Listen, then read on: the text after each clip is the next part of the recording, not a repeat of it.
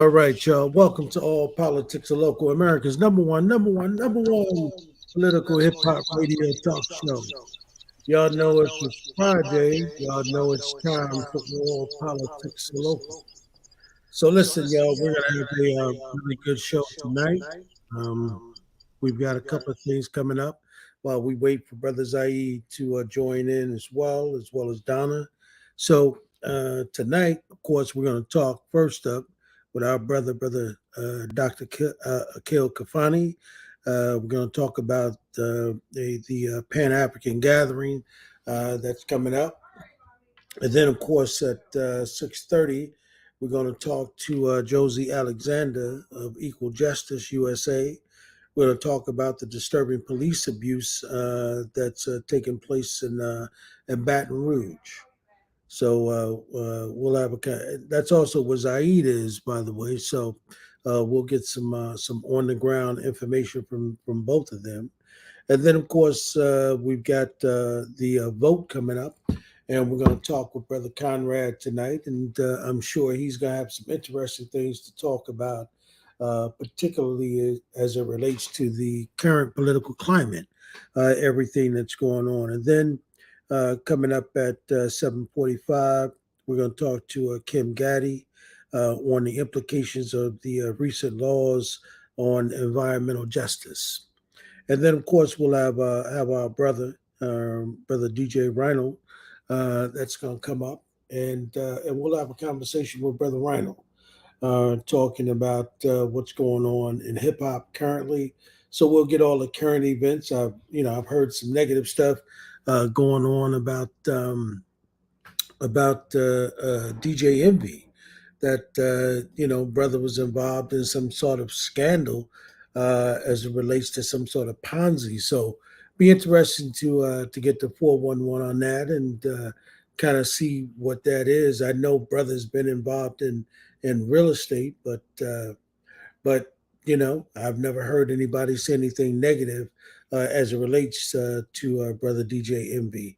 So we'll just try to get the 411, and if need be, send brother a text and see if we could get some information on it, because we don't want to be no gossip machine, but we do want to try and put the information in the community as it relates to what's really going on. We know the brother, to have come in and out of Newark on a couple of occasions and held some real estate classes. So we'll talk about that with DJ Rhino.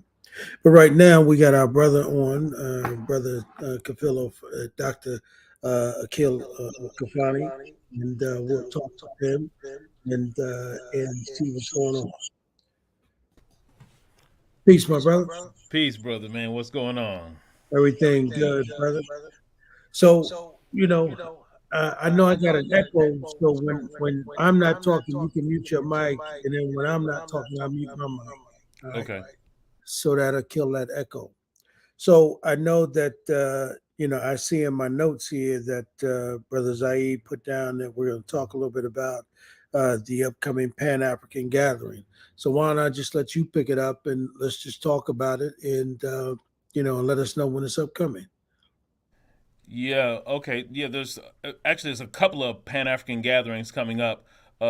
Most recently at the college, we have the Pan African Martial Arts gathering, and that's going to be a really a great event and a powerful time for us to really focus on. This is our third one. We've done a couple many years ago actually, and we're just kind of coming back to this particular thing. But part of this whole Pan African gathering for me is that we have to think about that, like these Pan African geniuses behind me, Nkrumah and Garvey. We have to think that Pan Africanism is not just something that's related to the political movement. We've got to actually think about Pan Africanism from a holistic perspective. So we do stuff here on Pan Africanism related to martial arts. That's what this is coming up. We had a Pan African Metanetra conference. We had a Pan African drum fest. And so we strive to be holistic academically, politically, culturally on Pan Africanism. And I think that that's what we need more of our folks to move towards in terms of really pushing the Pan African agenda. And the other thing that I'm working on, I was invited to participate in the upcoming Pan African Conference in Togo. So there's the ninth Pan African Congress is being organized for Togo in 2024. And then there's another one. There's like three Pan African major international Pan African functions going on. The other one is going to be in Uganda, and that's going to be in July in Uganda. And Sister Kim Poole is tight organizing that, and she's working with Dr. Akanra. And so and she's an elder who was from the states but lived in East Africa for many years. And so then all of these ideas, and then there's this whole pushback now on the implications of the West uh, purging itself into West Africa, and so then all the countries fighting the sanctions against um, all of the West African countries. So in Mali, in Niger, and the list goes on. And so there's this push by Africans and non-Africans actually to fight against this whole movement against the West incursion because Africans are trying to assert their sovereignty and push for independence in the face of ongoing colonial bombardment, right? So that all the French West African countries have been still have to give up their money to France, and so there's this huge pushback now that these African countries are fighting for independence. Burkina Faso, Mali, Niger, Chad, and they're all pushing back against the French, the French's imposition, continued imposition since the end of colonization, formal colonization. And so that's what these Pan African movements are all about: is how do we have our own voice in this process, and how do we continue to push the envelope while we're doing that. So I think that the more we on this show, how we can think about getting the folks locally engaged. We was engaged in anti-apartheid movements, but you really don't see people too much engaged in global African movements anymore. And I want to just call upon people to say, hey, let's get up off of our behinds and get involved, because there's a lot of stuff going on and the folks need our support. And where are we? Right? We don't understand the relationship between the local and the international sometimes. And if we don't do it, trust me, local can only, as Africans, as local can only be as strong as our national and international tentacles. And I think our international tentacles are fairly weak as groups right now. And I'm fighting to do whatever I can to strengthen those so that we collectively can make some change. I think you're absolutely right, Brother Khalfani. I mean, that's one of the things that we talk about with the mayor. You know, um, we had this conversation about, when we were coming up in Newark, maybe 30 years ago, there was always, something going on culturally. Like you had African Echoes that was around, you had all these different poetry spots we could go to. There was always some cultural, some black nationalism, some African conversations. Now, you barely can find anywhere to go and have a conscious conversation. That's sort of like what my son was saying on the panel, when he was saying that when he put out stuff that's conscious, he barely get any hits at all, on his IG that has over 100,000 people. But if he put out something that's negative, right, and that's the same thing in our community, right? You advertise you're doing a party. Well, you're gonna get a whole bunch of folks that's gonna come out, but you're doing something around Pan Africanism or something around, the whole continent. I mean, you having a difficult time trying to get our people to come out and support it. And you're right, we've got to get back to that, right? Because we got other people who are trying to sell our culture to us, and I mean, we're having a difficult time as it is, fighting in schools to keep books in schools that is teaching the culture of our people. So you're absolutely right. You know, but we've got to find a way to be able to get folks back in tune with our culture. And the problem is that we're just not doing enough things, right? And in terms of getting people involved. But I think what you're doing is definitely something we all need to be connected to in terms of being able to build with that. But can you talk a little bit about what that martial arts thing is? Can you talk a little bit about that? Yeah, yeah. So the martial arts program on November the 4th is on a Saturday, and it's an all-day program. And that conference is going to involve brother. Well, it's a tribute really to some of the elders who've passed, Infundishi Masi and others, and then so brother Khalil Masi, his son, is an organizer. Is the key person helping to organize, pull this together. We're gonna have Infundishi Hassan, and we're gonna have folks from different traditions in martial arts who are coming to the table to talk about how we as Africans understand the martial science, right? So you got somebody from 52 Block, you got the Kupagani Ngumi, all these different formats of African understandings of martial science are going to be here doing demonstrations and lectures about these things. And that's going to be that Saturday. It's going to go on from 9 a.m. to 5 p.m. Here at Essex County College in Smith Hall. And I just, if people want more information, they can call us at the office, which is 973-877 3140. And that's going to be, or you can send an email at Africana, Africana, at essex.edu.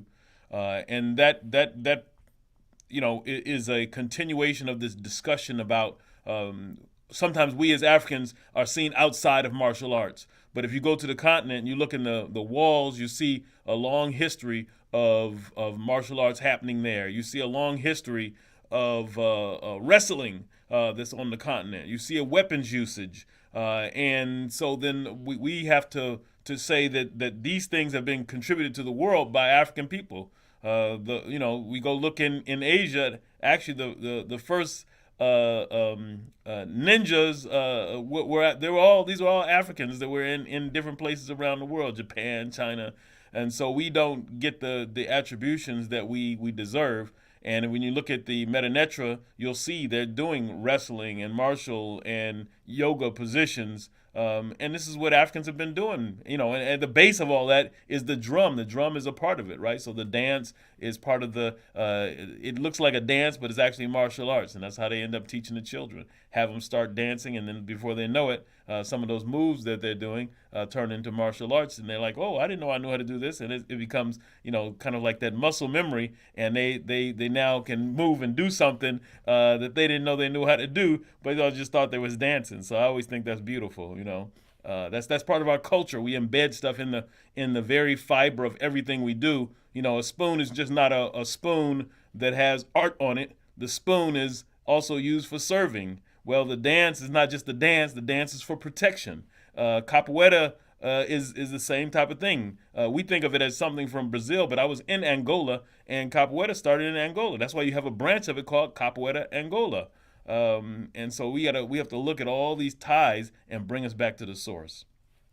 And you said this is going to be on what when is November the it? 4th. November 4th. Yeah. I got And two what, other events coming up here at the college I want to mention as well. and what's that phone number again? 973 877 3140. And I can share the flyer with you all as well. All right, 973-877-3140. And Right, that's right. going to be on November 4th. Is that, Yes. what day is that? That's a Saturday. A Saturday. And what time is that going to start? It'll start at 9 and it'll go all the way until 5 p.m. Okay. Yeah, but you absolutely right. I mean, isn't that something? If peace, brother Zaid, welcome to the show, my brother. Peace, Baba. Hey, brother, how we doing? Good. I apologize for getting on late. Literally on the road in Louisiana, and it's got hit with some traffic.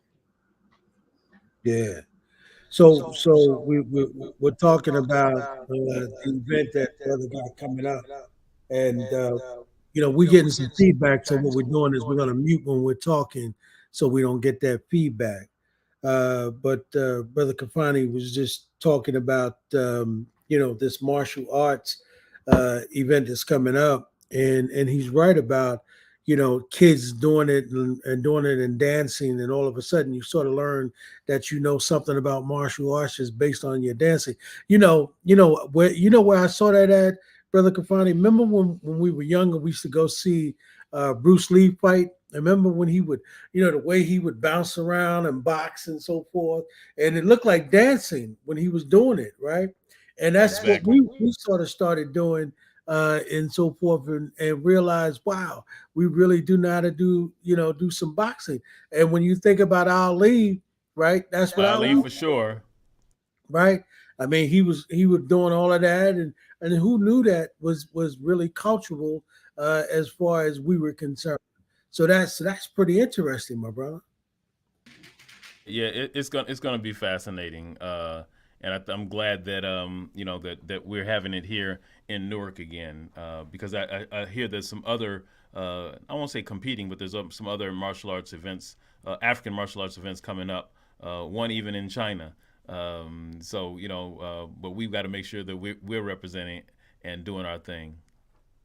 I want to mention real quick also. Next week we have the State of Black Writers Forum, and that's going to be on Tuesday here at the college, and that'll start at 10 and it'll go to 2:30. We'll have three sessions. The first one is going to have myself and three other authors, Sister Nasa Ma'at and Margaret Stevens and another person, and then John White, and then we're going to have a journalism pattern panel with some powerful brothers and sisters, and then we're going to have some youth come in for the third panel. So it's So going to that's be next Saturday. and Baba. This is on Tuesday of next week, and Baba Zaid is helping to make that happen. So I want to thank you, Baba Zaid, while I'm here on the phone with you. Yes, sir. John Gavin White, by the way, was one of my soldiers for a few minutes, and when he was much younger, he was with us for a few minutes in the new Black Panther Party. He's an excellent poet, a very highly regarded poet, starting to get his due in ways that good writers should get it. And he's taking up a residence program at the Paul Robeson Gallery, if I'm not mistaken. Yeah, So yeah, he is. And then he was doing a thing at the Dodd Poetry Fest as well. yeah, he's really getting some good, really getting some serious good looks, for, and not and that's hard. And some of our best writers don't get good looks sometimes. We're lucky if we get discovered, after we've gone on. But he's a young man, distinguished, married into an artistic family. He's an uncle by marriage, right? Yes, sir. Yes, sir. Right. So he's got a whole nexus of creativity that he is really plugging into and then lifting up in a way that I'm very proud of. Very proud of that young brother. Yeah, no, I think that it's going to be great. Last thing we got coming up in November also is the just to kind of put a far heads up on it is the Health and Wellness Expo, and we do an African centered Health and Wellness Expo, and that's going to be on November the 15th. All day long, we're going to have it for high school kids. We got high school kids coming from all across Essex County, and we're expecting between 1,000, 1,500 young folks, and then in the evening it's going to be for adults at the Essex County College gym. So the daytime program is from 10 to 2, and the evening time program is 4:30 to 7:30, or it can go to 8. And we're going to have health screenings. We're going to look at mental health. But we have folks coming to talk about alternative ways of looking at health and not just about allopathic methods. So we had Dr. Holder and his whole crew coming through. They're part of the organizing body. Sister Keisha and the her program. They're co-sponsors. The what is it? The Office of Violence Prevention. So we're excited that they're all on board, and then the nursing students are going to be on board. So it's a more truth action is going to be on board. So it's a big event, and we invite you all to come. It's free and open to the public. Good stuff. Good stuff. Now, is there a website or something where we can go and see all these flyers and all these dates and so forth? Our website's a little slow getting updates, but I'll send all of them to you directly, Okay. and then you guys will You can have them and post can them. share them with your audience. Yep. Would be good. Yeah, yeah, Yeah, you send yeah. them. We'll post them. Okay, cool. Yeah, so they'll be at www.essex.edu sooner than later, but that's we're that sometimes that getting them up on the website is a little slow. So if people want information, the best thing to do is contact us at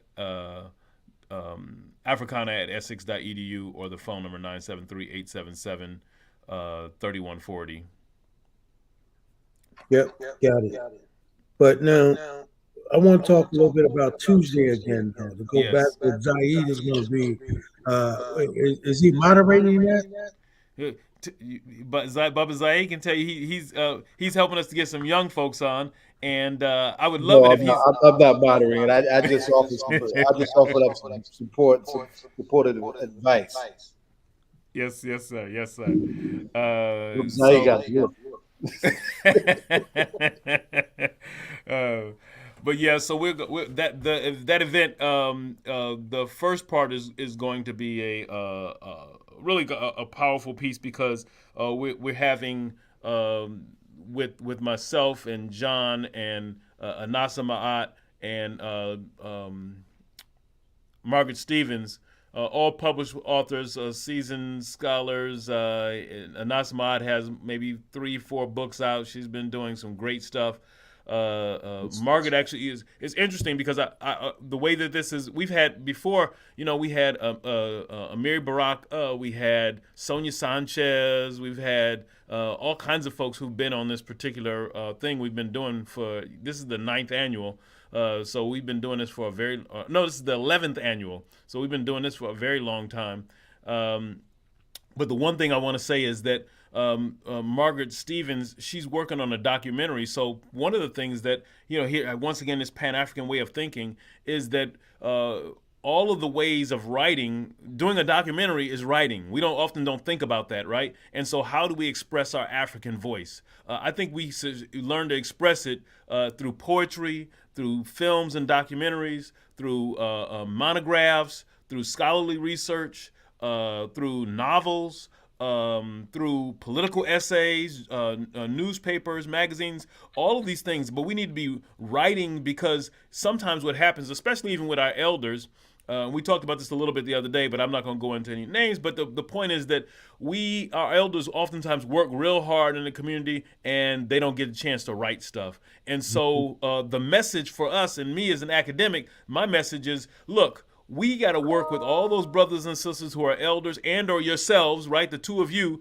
and got to get stuff out. And so that no one's going to tell our story but us. And even when they tell a story, we know it's wrong, and then we end up complaining as opposed to being proactive. So let's take some time, sit down, and write our stuff, because otherwise some garbage is going to be out there saying some stuff that's antithetical to where we want to go. It's going to be negative for our babies. And it's our responsibility to put the foundation for them so that the things that need to be said for them, the legacies that need to be left for them are strong, are hard and positive. And we have to be what I call, this class I'm going through, we have to be warriors, healers, and builders. And we have to think about our writing in that way. Right, so we know as warriors, we see the martial arts things. Sometimes people and I had this conversation with them. Sometimes people think we just be warriors and be hard. Yeah, and warriors in a real war tear stuff down, kill people, do all kinds of things. So if you really want to be about the building up of your society, you also have to at the same time be thinking about and preparing to build.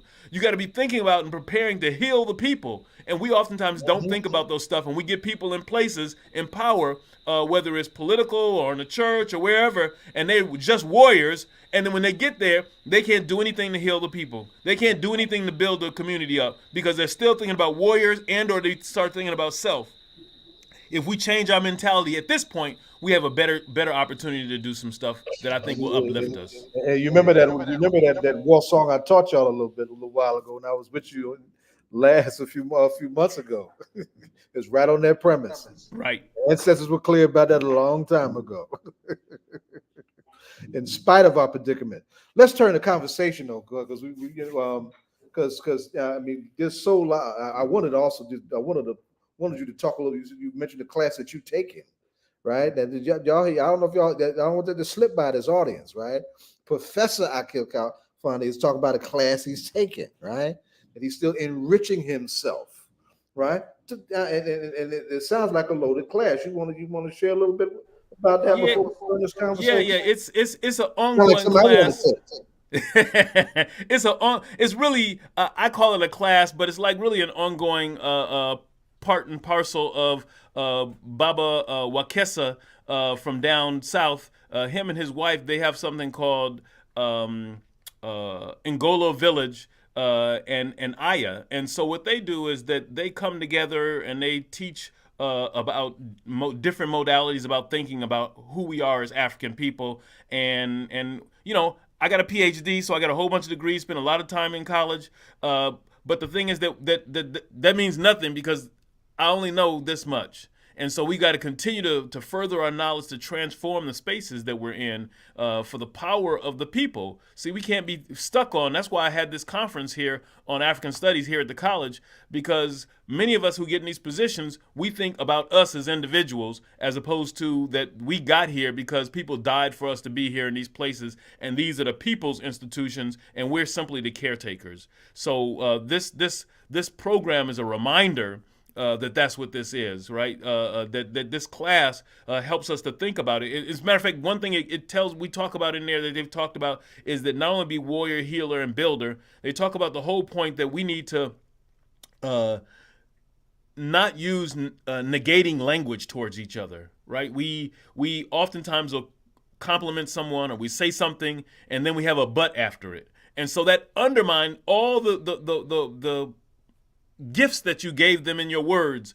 And our words have power. And if we don't treat the words as having power, if we treat them as just words that's represented by the English or French or Spanish language without understanding the ashe, right? Ashe means power in Yoruba. That the ashe on your tongue, the ashe on your words, that means something and it has an impact. And so that I strive not to use the word but, right? When I'm speaking about something, unless it's absolutely necessary. I just want to make sure that when I'm talking to people that I'm giving additive words instead of negating words. So those are some of the ways in which we talk about things. Another really great, powerful piece was that Baba Wakesa was talking about one day when we were thinking about Tulsa, Oklahoma, right? People oftentimes think of it as a massacre.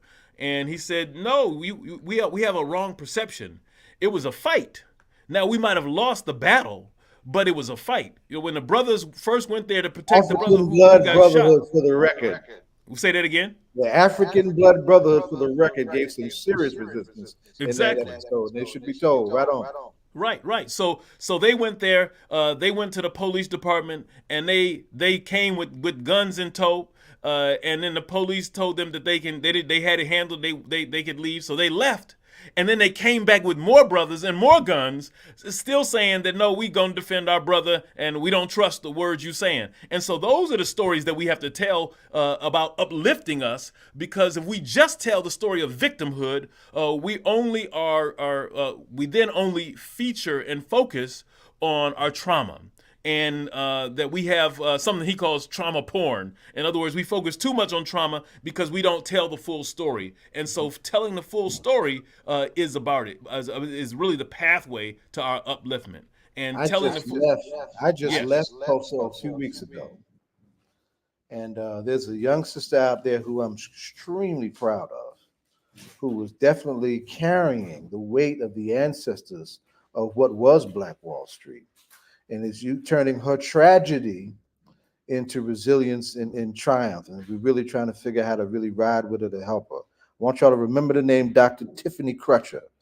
Her twin brother, Terrence Crutcher, was Tulsa's Hands Up, Don't Shoot several years ago. horrible killing of her twin brother. She was based in Alabama as a medical practitioner, came back to Tulsa, built up what's called the Terrence Crutcher Foundation, and has emerged as a serious voice for reparations in the big tent way, reparations in Black Wall Street, restorative justice, police brutality, and the death penalty. She's become a force out there and has just made a move to purchase a vacant mall in the Black Wall Street district to try and revitalize that area. So by 501c3 activists, it ain't just about the stuff we're doing in an immediate mutual aid way, right? We can also turn this into some of the questions that we need to face in terms of our living conditions, right? And there we're talking about the whole struggle of recovering some economic self-determination. She's really making a bold move, trying to do that. So she, not stuck to your point, Baba Akil, not stuck on the anguish of being vanquished, but how to recover and reassert ourselves and dare to reclaim the greatness that was once upon a time ours. Good share, son. Good share. Good share. Good share. Now let's pivot. You just came back from Nigeria, and we've got some Pan-African things that are on the horizon in terms of some important conferences coming up, right? And you're one of our Renaissance men, son. I really, how many, audience talk to me. How many, of our, Africana scholars are talking about, martial arts to Pan-Africans. You understand there's the range of this young man that we have here that we're blessed to have at Africana Studies at Essex County College, right? But that's who we have, right? And deeply rooted in our tradition, serious spiritual practitioner of our traditional spirituality tradition, right? And you've hosted, you've had an annual conference on that, right? So tell us about your recent trip to Nigeria and these important forums that we've got coming up on the Pan-African front.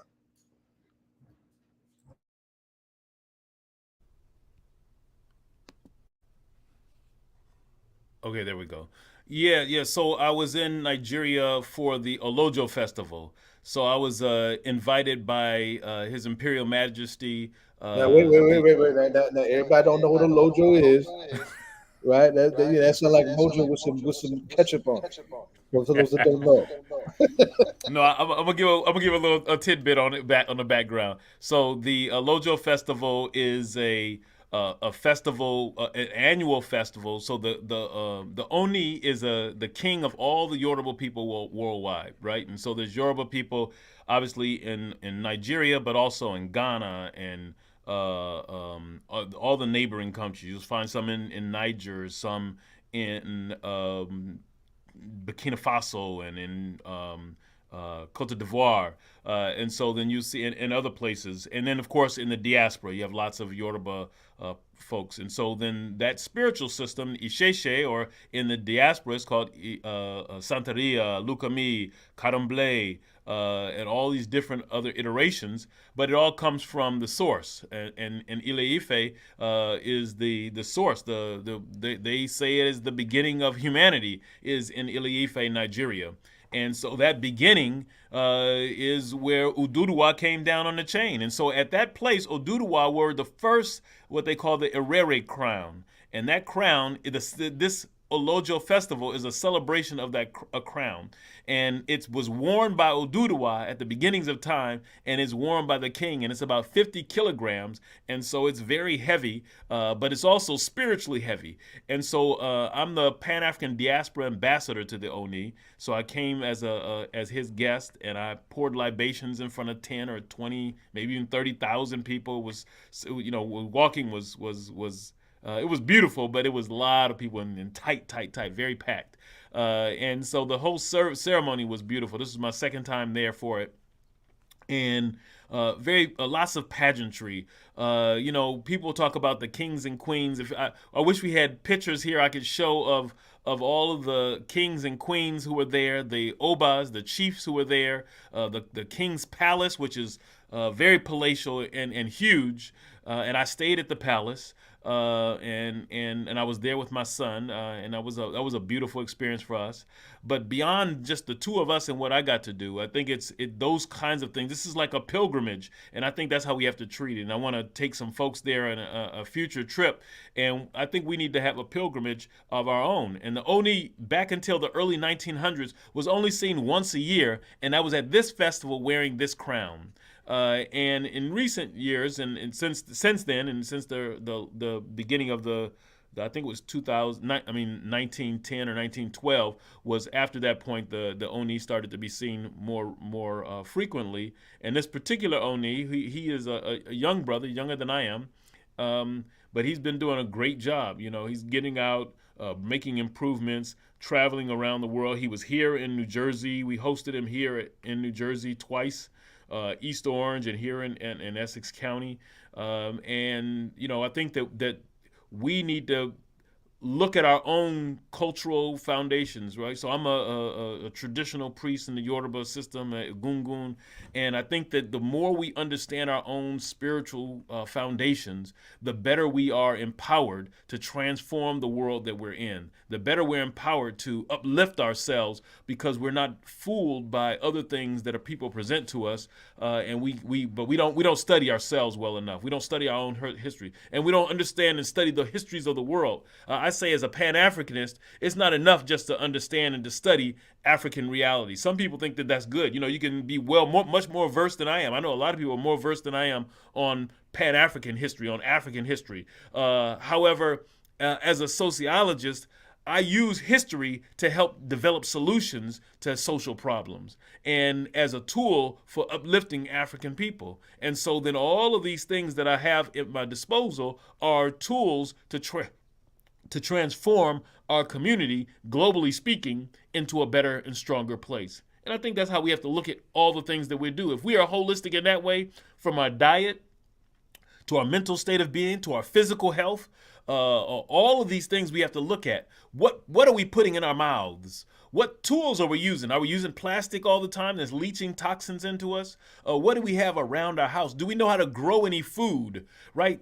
Putting your feet on the earth, getting grounded. I've started a business with three other brothers, and we're doing a whole thing on getting grounded, right? And that once you get grounded, you transform your reality. I mean, both physically and spiritually grounded, putting your feet in the soil. And we've developed we're patenting some devices that people can use to go and get grounded while they're, wherever they are. And so then the company is called the Grounding Factory, and we say get grounded, stay grounded, right? And so once you understand the power of us being holistic in what we do, that we can actually realize the dreams and blessings of, where am I pointing out? Here we go, of Garvey and Nkrumah, Ezekiel, I was gonna get to that. Malcolm, all these other folks. We can realize those dreams if we are spiritually and physically grounded and recognize our relationship to the world around us and to the people around us, and put African community first, even before ourselves, that we are representatives of the community, so we're not the community in and of ourselves. Some of us put ourselves out in front, even our families. I tell my wife and women when they get married, I say, we got to make sure that everything we do is community centric, and then that'll circle back to the family. But if we're just family centric, we can be like a whole bunch of folks in our community who are wealthy and their families are good, but they don't have anything to do with the communities. And then they get robbed, or they get this, or because they're not community centric. You get all your money, be community centric and do some stuff. And that's where we need to be. Like even the sisters who were got all that money for Black Lives Matter. Think how many buildings in our communities, if they had taken that money to do something with it, I don't remember what it was $1 billion or something. How many centers could they have spent $250 million on, or $1 million? If you got $1 billion, you spend $1 million getting a center up to speed in 10 different places around the $100 million rather, and spend 10 different places around the United States. You made a contribution then. But if you buy a couple of houses yourself, then you're not doing anything. So we need to be holding people accountable, and if they're going to get community money, then they need to do something for and to and with the community. That's that. I will. That's a whole nother conversation, and there's somebody I'd love to have come on and break down just what happened with that particular pool of money that was, turned unfortunately into some exploitation over the profound summer that was we call the George Floyd summer of 2020, when we had more protests, not just in this country, but for this country's sake, more protests in this country than at any other point in history around the scourge of police brutality, and a lot of that was led by young black women. By the way, I have to say that.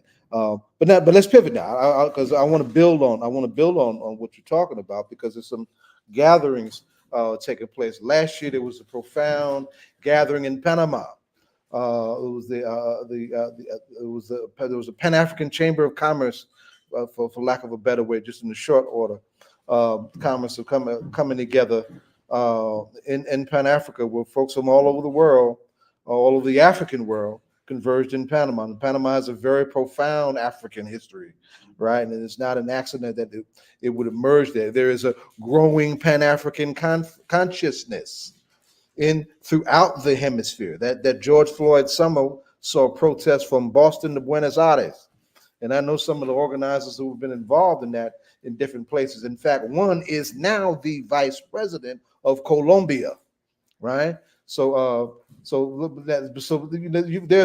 several things that have been coming up. You have been pushing one that's coming up soon, and then there's the ninth conference is coming up in Togo next year. Let's take a few minutes and dive into that, because that's important stuff. Yeah, the one in Togo is sponsored by the Togolese government, and I'm part of this organizing body on it, and we're working. We're a little behind on that, so I'm actually thinking that might get pushed back to 25 now, because we there's some key things that need to be done that haven't been done, and so we're gonna come back to a meeting on that, and we need to have some satellite meetings in different places in Africa. And brother who's a professor at Lincoln University, Dr. Nyaka, real great, strong Pan-Africanist, and he is part of this movement that we have, and he's so we're gonna figure out what we're gonna have to do to bring that into fruition. But it's beautiful that we have sponsorship from the Togolese government, and then there's the push by our sister Dr. Maxine Akara, and she has a whole thing called Africa Reclaimed, African Diaspora Connection, and that's going to be a conference that's going to be in Uganda. That's going to Kampala, Uganda, at the university there, and that's going to be July 2024. So Sister Kim Poole and some other folks are working on that, and they asked me, they're asking me to come and participate in it. So we're looking at that to be able to maybe bring some students too and participate in a powerful way there. And then there is another group out of South Africa that's a Pan-Africanist group, and they're striving to bring all the African chiefs all around the continent together. So they're looking to bridge that gap. And I'm working with that brother too. I met him in Angola. I met him in while we were in Nigeria. So the Nigerian festival was powerful in that regard. So this one is called the Sovereign Congress of African Leaders. So all across the continent now and across the world, Africans are asserting themselves, and this is a beautiful thing. And we got to be excited about it, and we've got to put the energy in to help make it happen. Right? We've got to. I'm even thinking, I'm just now being asked to consider to be on the Newark Anti-Violence Commission board. I think that even those kinds of organizations that are really focused on very, very hyper-local stuff, that I think we need to have a pivot there even, and to bring in these international components, because I think that if we really did that, then the folks in the community could see that they're not isolated, could see that there's something bigger than where they are. And getting those, if we could get those young soldier brothers and sisters in the neighborhoods to Africa to see some of this stuff, I think we would do some powerful stuff then. And I think that's the direction we need to go. And so if we can find some grant money or some other ways to do that, get some wealthy Africans, they could have spent some of that money taking brothers and sisters to the continent, to some of these festivals, and getting them on the dirt, right? Once again, getting grounded, getting on the dirt, in Africa, and let that dirt fill your soul, man. You know, when I get home, I just get excited when I get to the continent Amped because up. I know this. I get that soul that soil on me, and it touches me, and I touch the brothers and sisters, and they show me the love, and I show them the love, and that's a beautiful thing. Now we got some difficulties around the way, but I don't focus on those. I focus on the upliftment. Let And me tell you when we something. do that, we change the world, brother man. We change the Li- li- world. Listen, you're closer than you think, and we need to help them see that. One of the best trainers of community-based violence intervention work, and it is a it requires a professional training in violence intervention, and it's dangerous stuff. It's done by an old panther by the name of Akil, right? The PCITI training that is become organic to community-based violence intervention strategies in a number of cities. This brother has developed that and has received international recognition for having done so. I just did a domestic violence forum with a young brother who was one of our babies in the December 12th movement, and who's now become a go-to person for the question of men in domestic violence. His name is Quentin Walcott. He's been recognized in international forums, through the United Nations. So there is the seeds are there, right, in those spaces that we're talking about, and it would be a huge lift, for the work that we've got going on in Newark, and definitely for my sons and daughters in the mighty Newark Anti-Violence Coalition to do that. So we're closer. We're closer to that than perhaps meet the eye. And we just need to connect those dots for our sons and daughters so they can see it and jump in this. Because once they get in it, that using Dr. Jeffrey's language, that African Holy Ghost gonna get hold of them, like how you talk, just like how you talk. Yes, yes. I think that's true. And once we get that African Holy Ghost to touch them, brother, there ain't no going back from going black. That's right. That's right. That's right. All right, so we winding down. We kind of went over a little bit, but it's I got to apologize again for getting on late. If y'all would appreciate why I was late, you probably put a smile on your face. Ed, you want to ask this young man our ritual question, but as we take I, I do, but I was wondering if he could elaborate a little bit for me. He was talking about, dealing with social problems, right? That class that he's taking, right? And, you know, that's one of the things I think, where we are. For instance, Brother Khalfani, if you think about everything that's going on in the world, right? you know, Kim and I, my wife, right? So we wake up every morning, and I'm a journalism kind of guy. So I pop on, all these different channels. I'm looking at what's going on. But the first thing we wake up do, we pray, and we try to get spiritually grounded. But I think about other people who don't do that, right? They don't get up and they don't thank God when they wake up in the morning, and kind of touch bases with the spirit before you pop on everything. And I was just thinking about this level of heaviness, right? Because as African people, we don't really have a way of being able to do that we can connect to, right? That we remember, right? And so I was just thinking about, you know, what is it that you're learning that we might be able to share? Because even when we have some other brothers on, and we talk about having classes or conversations with each other and being able to trust each other, and and all of those things, to have those conversations, and then the mayor comes on and he'll talk about this heaviness that's on us, and that kind of prevents us from being able to move forward and see ourselves successful. What is it that you're learning that would help us deal with the social problems and social issues in our community from an African perspective, or an African centered way, that would help us be able to move forward? you're muted, Khalfani. I think Brother T.J. Whitaker said part of it in his talk the other day, and he said that when we get together, the failing I think we have is that we spend so much time going first to business, and we don't know who each other are. I don't know your wife. You don't know mine. You don't even know I got kids. I don't know that you got children. But we meet and know, but we don't know each other. So how do we have trust if I don't even know who you are? How do I have trust? I don't even know where you're from, right? And so that's part of it. But the other part here, and I moved my computer setup so that you could see this. And when we're talking about that heaviness, there's a concept called ma'at. And this is the scales of ma'at right here, right? And the scales of ma'at, can you see that? And the scales of ma'at talk about when one dies, that if your heart is heavy, so on one side of the scale is a heart, and the other side is a feather.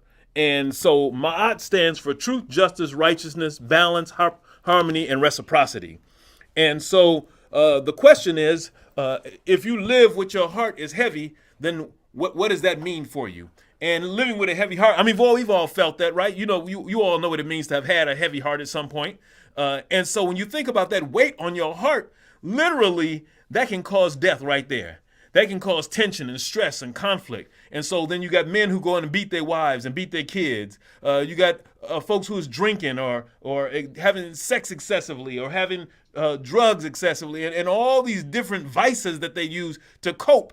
But what it says in ancient Ma'at, it says that, or ancient Kemet really, it says that it's okay to be stressful, to be stressed. It's okay to be sad. It's okay to have pain, but you can't live in those things, because when you live in them, then you have that heavy heart.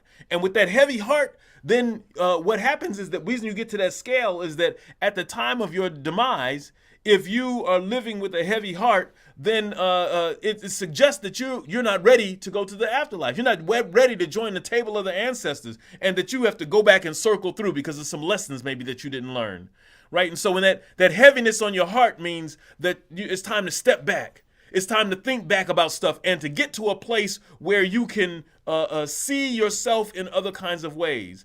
And in that class, we're talking about that you have to speak about yourself in positive ways. We've got to think differently about the world in which we live, and we've got to have different ways in which we come to understand those things. And so that when we get stuck on just doing things from a Eurocentric model, then we can't change or switch our position so that we're uplifting folks in African-centered ways. So the understanding the African spirituality is one of those things.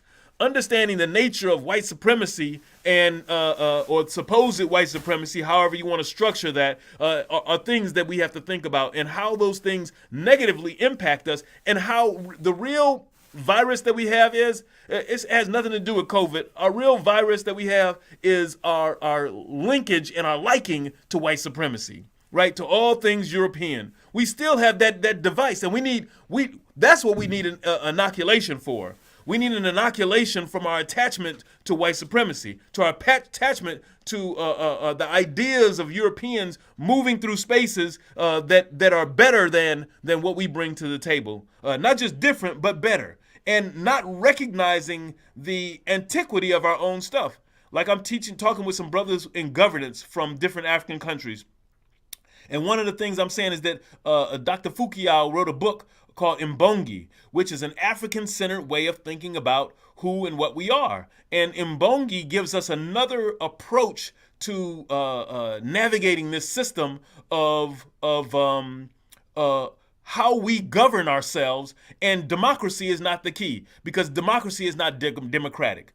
Democracy, the word democracy sounds good, but it's actually a trick in how they play itself out. And I ran for office, so I understand that moving through those spaces. But the point is that we've got to understand that, and the majority of us, especially the people who are in office, don't understand that and would never do anything to undermine the space in which that system and how it operates, because they don't understand how it operates and from whom it operates. In the book I wrote called The Hidden Debate, I talk about how we've got to have our own systems of understanding things, and we have them. We just don't understand our own worldview. We don't look at the African-centered worldview. We look at Descartes, right? Descartes says, "I think, therefore I am." But the Ubuntu says we are, therefore I am, therefore we are. That it's a symbiotic relationship between the individual and the collective. However, the linear way of thinking, we attach ourselves to that because that's the sickness of white supremacy that is within us.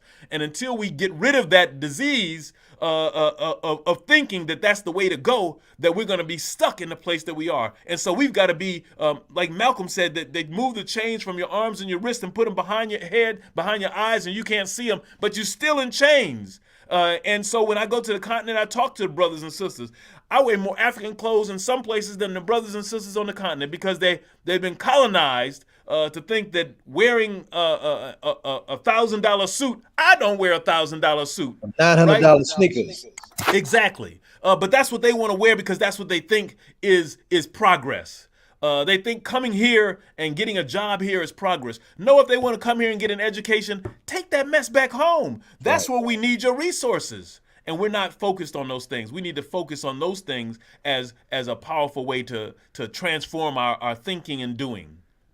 And so those are some of the lessons that we're getting from that class. And maybe one day we can talk about specific. In fact, no, it would be better if we had Baba Wakesa to come on and talk about it. So I would love to make that happen because he's a beautiful brother and a powerful thinker, an analyst, and they have an African-centered, not even an African-centered, they have an African school, a high school, and some of our young folks here in New Jersey have gone through it, and now they're in college. So they have an African online school that they've been doing for many years, and folks graduate from. So we need to be able, and I support them regularly because I think that we've got to find things like that and uplift them. And they have so much knowledge to offer that we could benefit from in great ways. So I'd love to see him on here. The great Amiri Baraka, his birthday was just on this past Saturday. Always told us we have to smash the ghost of double consciousness. Right onto that. Great stuff. Hey, go ahead, question. Yeah. Every time I get ready to ask him the question, he's saying so much, man. And it's just like, okay, hold on a second, Zaid. And Brother Khalfani, I'm sorry for holding you over, man. It's all good, brother. I'm here for you and for my brothers and the people. I'm here all day long, however long you need me. So, and I didn't want to stop you. So, but you said that democracy is a trick, right? And you ran for office. Explain that. Yeah, so when you think about democracy, when we came, if you think about the beginnings of the political structure in the United States, right? That democracy, it was democracy for whom? That there was no democracy in 1776, right? If you think about the after the Revolutionary War. Even here in New Jersey, what did we call the people who were at the county seats? They were called freeholders. In other places, they were called burghers. What did that mean? That meant that they had to be a freeholder of land to be in office. I didn't say you was paying rent on the land. I didn't say you were paying a mortgage on the land. Wasn't no mortgages back then. But you had to have the land clear and free. And so that meant that you were a white male who had money and property. That's who could run and be in office. So democracy for whom? They called it that, but that was really an apartheid is what they had. Africans couldn't vote, couldn't participate in the political process. European women and any other women couldn't. Indigenous folks couldn't. So all of these things that they talk about democracy has been a farce. And so we have to, those of us participating, the Congressional Black Caucus and others, they should be, even though they're there, they should understand the farce and not get swept up into it and use the system to navigate it for the benefit of African people, right? And everybody else is going to benefit in the process. Everybody always benefits from what African people do. Europeans even benefited when Africans ended slavery. Slavery didn't end because, they stopped torturing the minds of European children when they stopped lynching African people. Think about this, a kid watching a young child and somebody's telling them that we're celebrating somebody getting lynched. But the reality is that when you look at it and you think about it, maybe that wasn't so celebratory for the kid. Some kids seeing somebody being lynched and burned and raped and all these things, that's trauma to those kids. And so their kids live traumatized, and we don't talk about the trauma that European kids had in the process. There's a book written by an Afrikaans man called, his name was Vincent Crapenzano. He wrote a book called Waiting. And in that book, it speaks to South Africa, but it speaks the tone of all the places where African people are. And it was that in South Africa, Europeans were always waiting for something to happen, that Africans were going to erupt and this, that, and the other. And it never happened until they thought it wasn't going to happen. And then all of a sudden, bam, there it was. And so the waiting part is why you see a George Floyd incident, because they're anticipating some violence from African people. And we've shown so much remorse. We've shown so much giving pause to Europeans, giving pause to the attacks and the onslaughts of white supremacy. We oftentimes don't talk about the things the way we should. We talk with such politeness about the atrocities of white supremacy, even slavery, right? We talk about it, we call it the Atlantic slave trade. No, the Atlantic Ocean didn't enslave nobody. It was the European slave trade. Let's call it what it was. It was the Arab slave trade. Those are the things and the people who enslaved Africans, not the Atlantic Ocean, not the East. So we have to talk about it for what it was. They raped and maimed and dismembered and disemboweled people. It was atrocious and torturous and heinous. And we because of our ideas to placate European sentiment, we are fearful and we want to be polite to the European feelings at the cost of our own being. And I've learned when I was a grad student, I learned that, and I've been studying race relations for over 30 years now, but I learned as a grad student at my graduation when I got my doctorate that the only way to really be whole in the process is that every time somebody who is a white supremacist or whatever, anti-you, is doing something, you got to put it right back on them. At my graduation, some European woman stood up. They would stand up doing the Pledge of Allegiance. I don't take my hat off, and she said, she turned around and said with angst in her voice and proudness, and she said, "You need to take your hat off." I looked at her and I said, "I got my PhD just like you," and I said, "You need to turn around and mind your business." And then she had the audacity to turn around and say something to me again. And so then I had to give her a few choice words and send her back, crawling back where she came from. And what that said to me and to this process is that if we allow people to assault us in their ideas of European superiority, then we live with that. Even to this day, I would be saying, "Man, my graduation I'm glad I graduated, but oh man, do you remember I was so terrible. I was there, and this European woman told me X, Y, and Z, and I took my hat off." If I had taken my hat off, I'd still be complaining about it today, right? But now I'm empowered because today I'm sure she's the one saying, "I was at graduation and some black guy, he refused to take his hat off." And so let her live with that. You see what I'm saying? I don't have to live with that because that's not my zone. And I have a doctorate just like she did. So why would I live with what that she's trying to put on me? That was before the idea of the Karen. You know, that idea, that process was already happening. We've got to lift ourselves up and be whole in what we do. And the last thing I'm going to say on this is that just that when you think about our contributions to the world and the idea of how we change things, what I wrote about in the Hidden Debate was that how do we find the conflict between Africans and Europeans? And the place that I said was the flaw was that people were saying that everything was universal, right? Justice is universal. The idea of equality is universal. The idea of liberty or freedom is universal. And once I finally looked at them and found out, I said, no, these are not universal concepts. They're based on worldview. And European worldview of freedom for us, and Du Bois said it in several books, but from Dusk to Dawn, he said that we've been attached to this idea that when folks got free, that they thought freedom meant the same things that European was getting. So they thought they were going to have jobs and all this other stuff. They was free. They could go do everything. But when they got quote unquote free, Europeans' idea of their freedom just meant a new form of subjugation, and they changed what it was. In fact, it was actually in some ways more heinous because they didn't have clothes, they didn't have places to live, they didn't have money.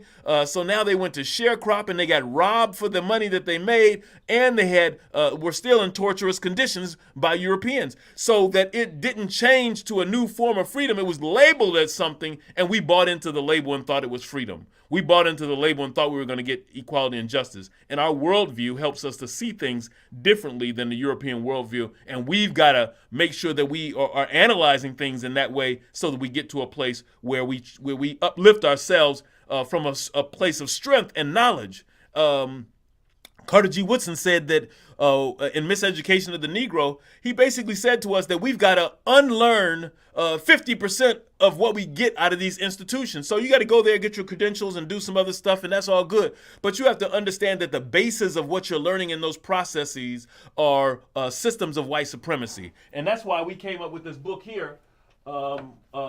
In sociology, I'm a contributing author. I co-wrote chapter 1, White Logic, White Methods, looking at racism and methodology. Our basic thing was to critique the whole idea that in sociological methods, that the methods and the theories themselves are racist, are white supremacist. And so therefore, we've got to come up with our own methods and our own theories to come up with analysis of things. This brother, Tukufu Zuberi, he wrote another book called, here it is right here, Thicker Than Blood.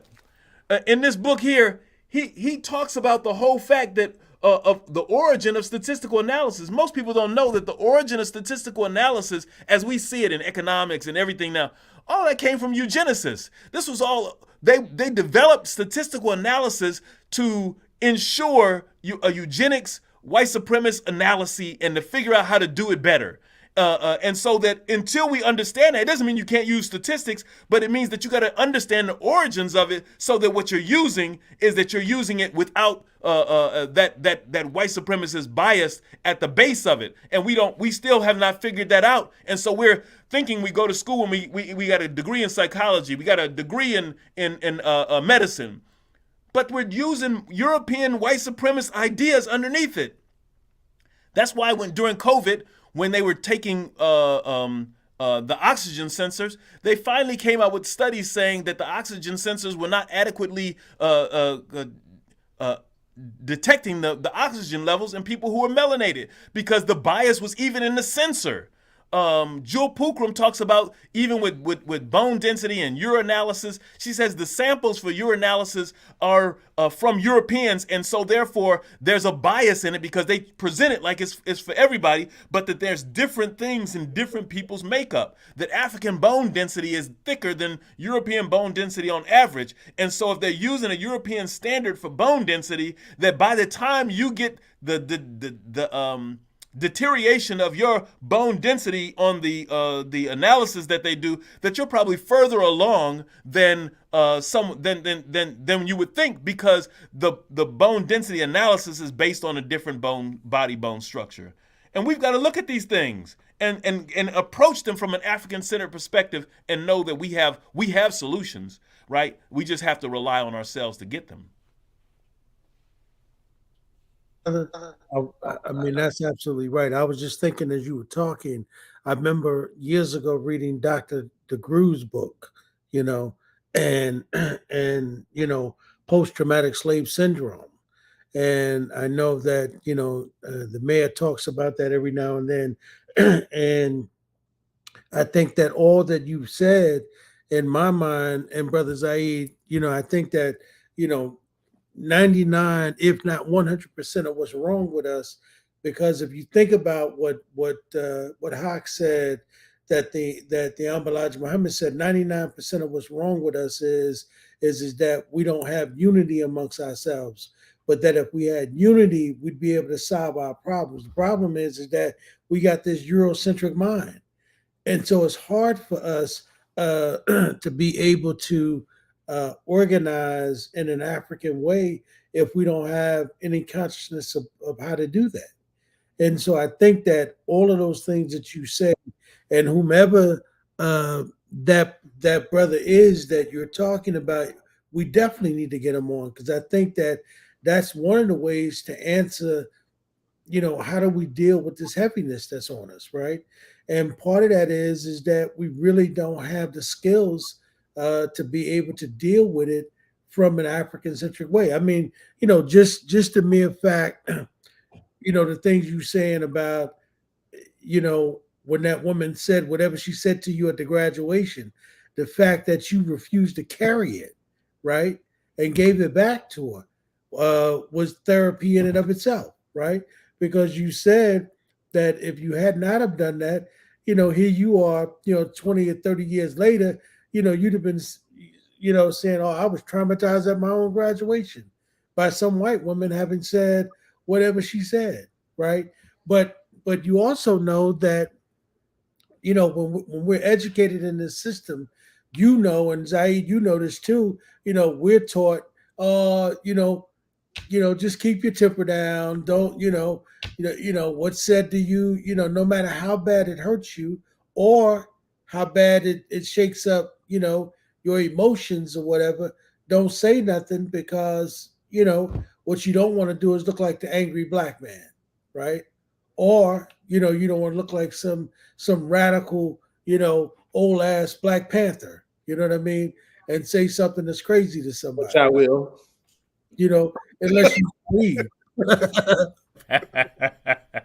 As you say that though, it reminds me of another thing about what Kessler said, and that is that using emotions as healers. So he said, so oftentimes we're told to push away from our emotions. In this class, what they're teaching us about though is that we should be connected with our emotions and understand them. Right, so that, because to say that to not be emotional suggests that you don't have emotions. It's like people who are trying to be not like they're racist. They want to say that I'm colorblind, and I teach in my class. I say, you're colorblind, so that means that the right wall over here is the same color as the left wall. You're not colorblind. You're blind to color, right? And so so basically I just say you're out like lying. Right, because you see all the shades in here, and you're lying to yourself in the process. What you really want to say is that because we have a problem with trying to truncate our words too much. Like we use the word crazy all the time. Everything's crazy. This is crazy. Oh man, something's good is crazy. Something's bad is crazy. No, sometimes something is beautiful. But what I said to them is that when the person wants to say that they're colorblind, what they're trying to say is that they're not going to impose the ideas of color and racism on that, but they don't want to say all that. They want to say they're colorblind, and that's a farce. And so we've got to put that in its context, just like the whole idea of democracy, right? We got to make sure that we understand those things in holistic ways, that colorblind and the idea of now, I'm not against the ideas of democracy, right? The ideal type, but we don't live in an ideal type world, right? So then that we don't have an ideal type in terms of any of these things. So even the idea of communism, capitalism, and socialism, right? With Mbongi, it talks about communalism. We never even get to communalism because we're stuck on these other three modalities of governance.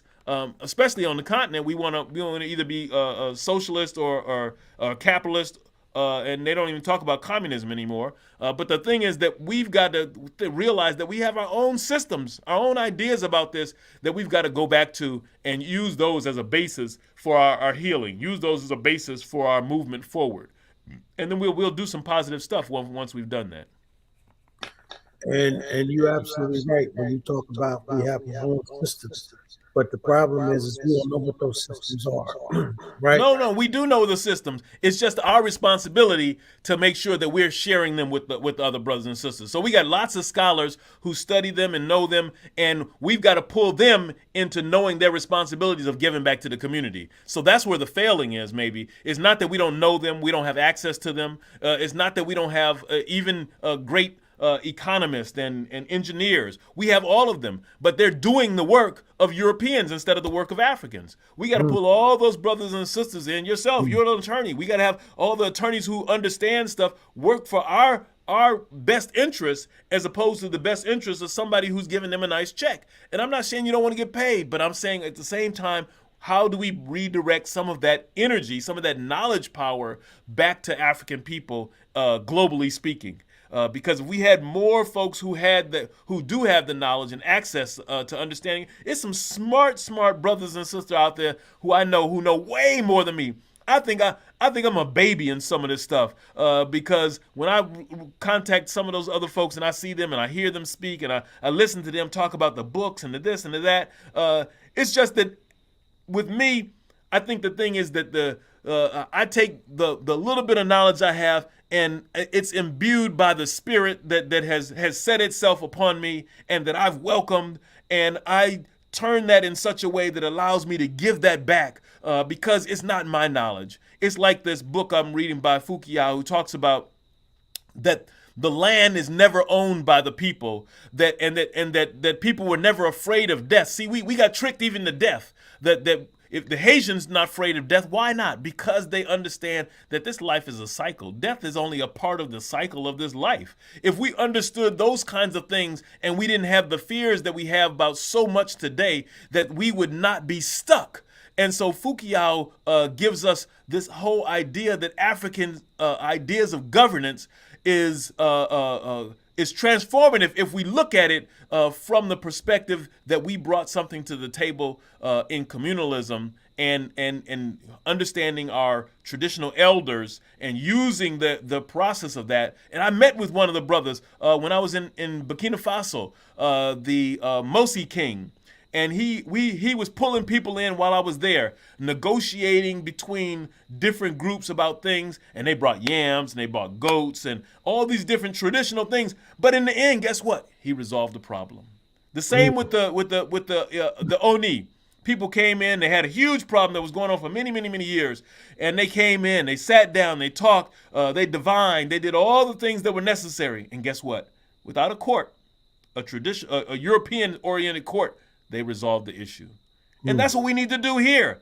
We need to find out when brothers and sisters got problems in the community, we just don't have the respect for each other to adhere to those things. So that's kind of what happened with Adelaide L. Sanford. And I don't want to go too deep into that, but somebody who was on that process didn't adhere to the community governance that was happening. And when they didn't adhere to the community governance, the thing fell apart. If they had adhered to the community governance, Adelaide would still be kicking butt today. And wisdom would be as strong as it was. Mm-hmm. Yep. That's a real stuff. God, you lifting up some stuff. Ed, you want to answer the ritual question? We got to move on. But brother, listen, man, I definitely appreciated your contribution tonight, brother. And we definitely want to get that brother to come on and let's have that dialogue and hopefully try and make that a regular part of the show where we can have that kind of conversation as it relates to dealing with our own mental health and dealing with it from an Afrocentric perspective. So the question we're going to ask you, what you listening to now. Is there anything in hip hop that that is motivating you? Anybody that's out there right now that you're listening to? You muted, brother. I may not be as in tune as to right now, but I got to go back to my old faithful right now in the times that we're in and what's going on around the world for African people. And I'm gonna say you got to play "Fight the Power," Public Enemy. I think that we're in a time space right now where that mantra fits the bill, and that's what we need to be thinking about. Fighting the power. That's definitely something I'm listening to too, brother. Fight the power. Well, brother Dr. Khalfani, man, we appreciate you coming on. We appreciate your contribution, and we appreciate you staying over with us, man. Anytime, my brother. Anytime. I'm thankful to be here, and y'all forward ever and backwards never.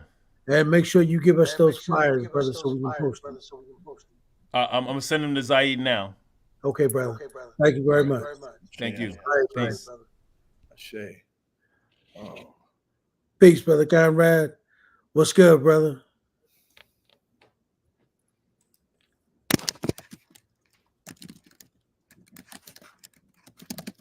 You muted, Conrad, if you're trying to talk. I had to get unmuted. How are you doing, my brothers? Peace, brother. Good evening. Good evening. So good to be here. All of the brothers and sisters in Newark, New Jersey, and surrounding areas, and all over the nation. Yeah. Yeah. What's going on, man? Just, there's a lot going on, and just trying to, maintain and get as much clarity as possible in the midst of all that's really going on in the world. We live in some very, very difficult days, and doing a lot of praying and hoping that people who are right now suffering and who are likely to suffer in the next couple of days and weeks and months, who have been suffering, we just have to pray and see,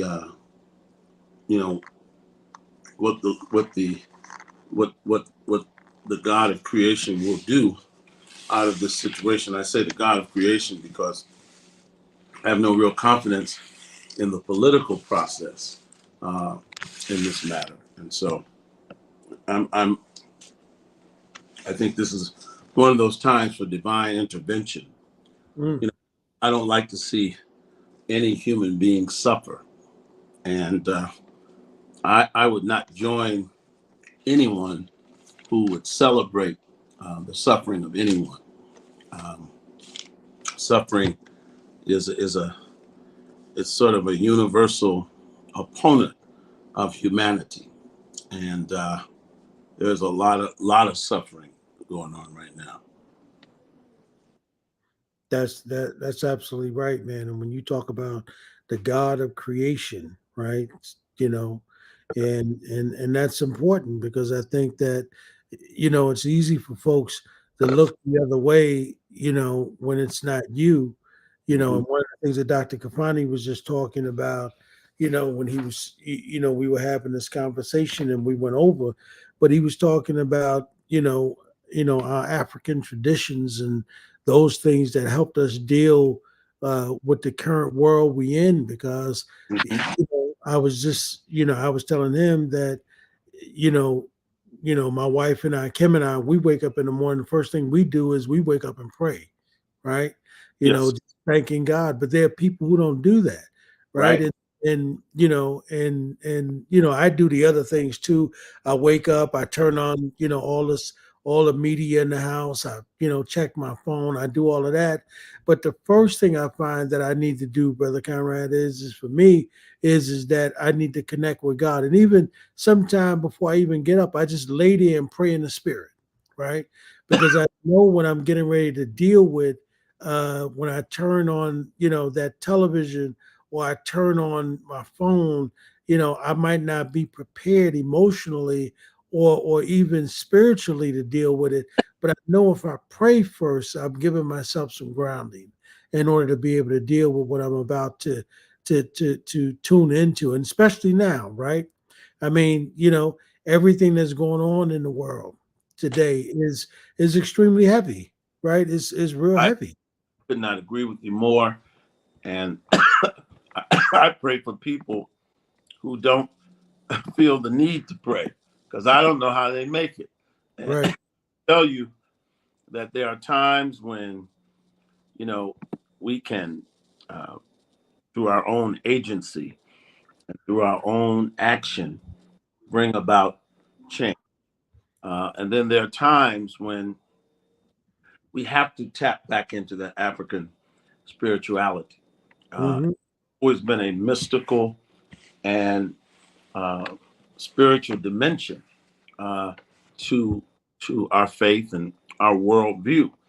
And so, excuse me, people who do not believe that there is a mystical, supernatural aspect to life. Uh, well, I'll just say I strongly disagree with them. I mean, there are none of us right now that can stop the carnage and the suffering that is taking place at this moment. It doesn't mean that we should not be engaged in political action, but I just believe that sometimes, you need the intervention of the supernatural, of Right. out on high. And when I look at the footage, and I have traveled to that part of the world, I have been both to Israel and Palestine. Um, it is it is a place, I'll just say, that needs a lot of prayer. I have never been, Brother Conrad, but from my particular perspective, I mean, what I'm seeing and what I'm hearing is devastating. But when you start talking about people going to war, everything that I understand about war suggests in my mind exactly that, war, right? And it suggests something that's not pretty. But when you talk about, political systems that are in play, and politics, you got to remember that, politics is exactly that. People are playing to win a political war that's based around political decisions, right? But unfortunately, there are real lives that are involved, and you know when we talk about spirituality and we talk about God and you talk about that particular part of the world, I mean, we're talking about where all the great religions emanated from. Yeah, I mean, we're talking about the Holy Land, uh, and so you're talking about the birthplace of Judaism, Christianity, and Islam. And Yep. right in Jerusalem, you have the Wailing Wall. You have the Church of uh, the Church of uh, the name is escaping me, but it is a church where a historical uh, remains of Jesus, uh, not the remains of Jesus, but rather where Jesus was uh, um, buried. Um, there's a church that has been built over the centuries over the historical spot where the tomb was. And of course, that's a very sacred place to the Christian community. And then you have you have the beautiful Dome of the Rock in which is a very important Islamic site and mosque. So that part of the world, the old city of Jerusalem, is extremely important. Yep. Uh, and you know, we as we think about our political process, you know, obviously there's been a lot of suffering going on in that part of the world since 1948. Um, and I believe that the two-state solution is the solution. Uh, and I do think that ultimately that is the only solution at this time. I mean, there are so many factors that African Americans often aren't aware of. Yes, we're in solidarity with suffering people, the Palestinians, uh, but there are many factors in the Islamic world and the Arab world that sometimes we don't think about. And you know there are about 500 million Arabs in that part of the world, and only roughly 10 million Jews. So a lot of the Palestinian issue has to do with the betrayal of many of the Islamic governments, uh, they have been sort of left out to dry. And that is not to say that I do not denounce. I denounce the terrorism that we saw. I mean, we live in a world today where, you know, these actions are on film, on camera, and there's nothing heroic. There's nothing that we should celebrate in the murder of civilians, no matter what their race, religion. That's what we object to.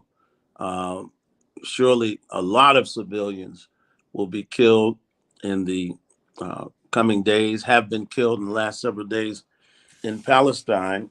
And we have to also say that we object to the killing of those in Israel in the last several days, this past week. And, you know, to say that we support what we saw is not moral. Now, that is not to say that all war is not immoral, because all war is immoral and all war is ugly and all killing is ugly. And so if we're going to be morally consistent and we don't believe that women, children, and babies should be slaughtered, then we can't celebrate that. And we don't have any obligation to celebrate the actions of Hamas. And that's not to say that we don't support the Palestinian people, because the Palestinian people and Hamas are not synonymous. Right. But it is a very ugly situation. And that's why at this point, Ed, if we don't have the divine intervention, the cycle of killing and violence will continue, because let's face it, the U.S. government is not going to operate with balance. It has not. We have no confidence in that. I remember Jesse Jackson said back in 1984 to Yasser Arafat, what would the Palestinian cause, what would it mean if the Palestinian cause had internalized some of the tactics of the civil rights movement? And I can't judge the Palestinian people and their struggle. Dr. King said he could not judge them.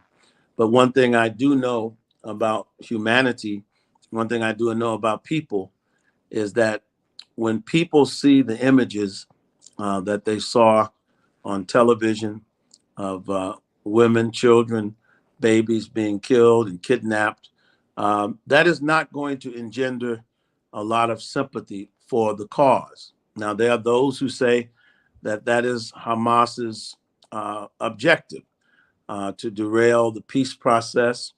Then there are those who say that the Saudis and others have basically decided to have a peace process without the consent or even the concern of the Palestinian people. But the point I'm making is that we can pray for that region of the world, and we should, because we have historical connections there. Not that there aren't these kinds of genocides going on in our own native continent of Africa. And so we're in a very difficult place in the world. I wish I had the answers. I wish I was as smart as some folks that seem to know exactly how they feel. And no, I want to see the Palestinian people free, treated humanely in a nation of their own, a contiguous nation with dignity. But I also want to see them living side by side in peace with their Jewish neighbors. And I don't see any other way around it. I have traveled to that part of the world. Israel is a fact on the ground, as much of a fact on the ground as America is. It is a nation state that, however you feel about its founding, however you feel about its tactics, and some of the political and military things that it has done over the course of its existence. It is a fact on the ground. And so my view is that the only hope uh, uh, for a just solution and to end the cycle of violence. Ed, I was looking at the University of Pennsylvania yesterday, my alma mater. 30 years ago, uh, this was an issue 30 years ago on that campus. And now some of the billionaires have said that the president of Penn should resign, and the people who donate and contribute to the university should stop contributing to the university because there was a pro-Palestinian convention. And so this we've seen this issue. You all are older than I am. This has been going on, and so that's why I'm praying that the two-state solution can come about, because generations have died, generations of children have died on both sides. Rivers of blood run between them, and so I can only pray for peace. I can only hope for a two-state solution. I don't see any other way. Do I see any other solution? No, I don't. But here's the thing, though, is that Conrad, listen, that's been tried, right? You talk about how long this has been going on, and that doesn't seem to be working, right? Trying to get a two-state solution going, that just doesn't seem to be going. And what we need to do is, in my mind, is that it seemed that maybe there needs to be some sort of conversation based around coexistence, right? Where as opposed to trying to build a two-state solution, because that just doesn't seem to be working. Is it possible for these folks to even live together? Is that possible? Well, Right?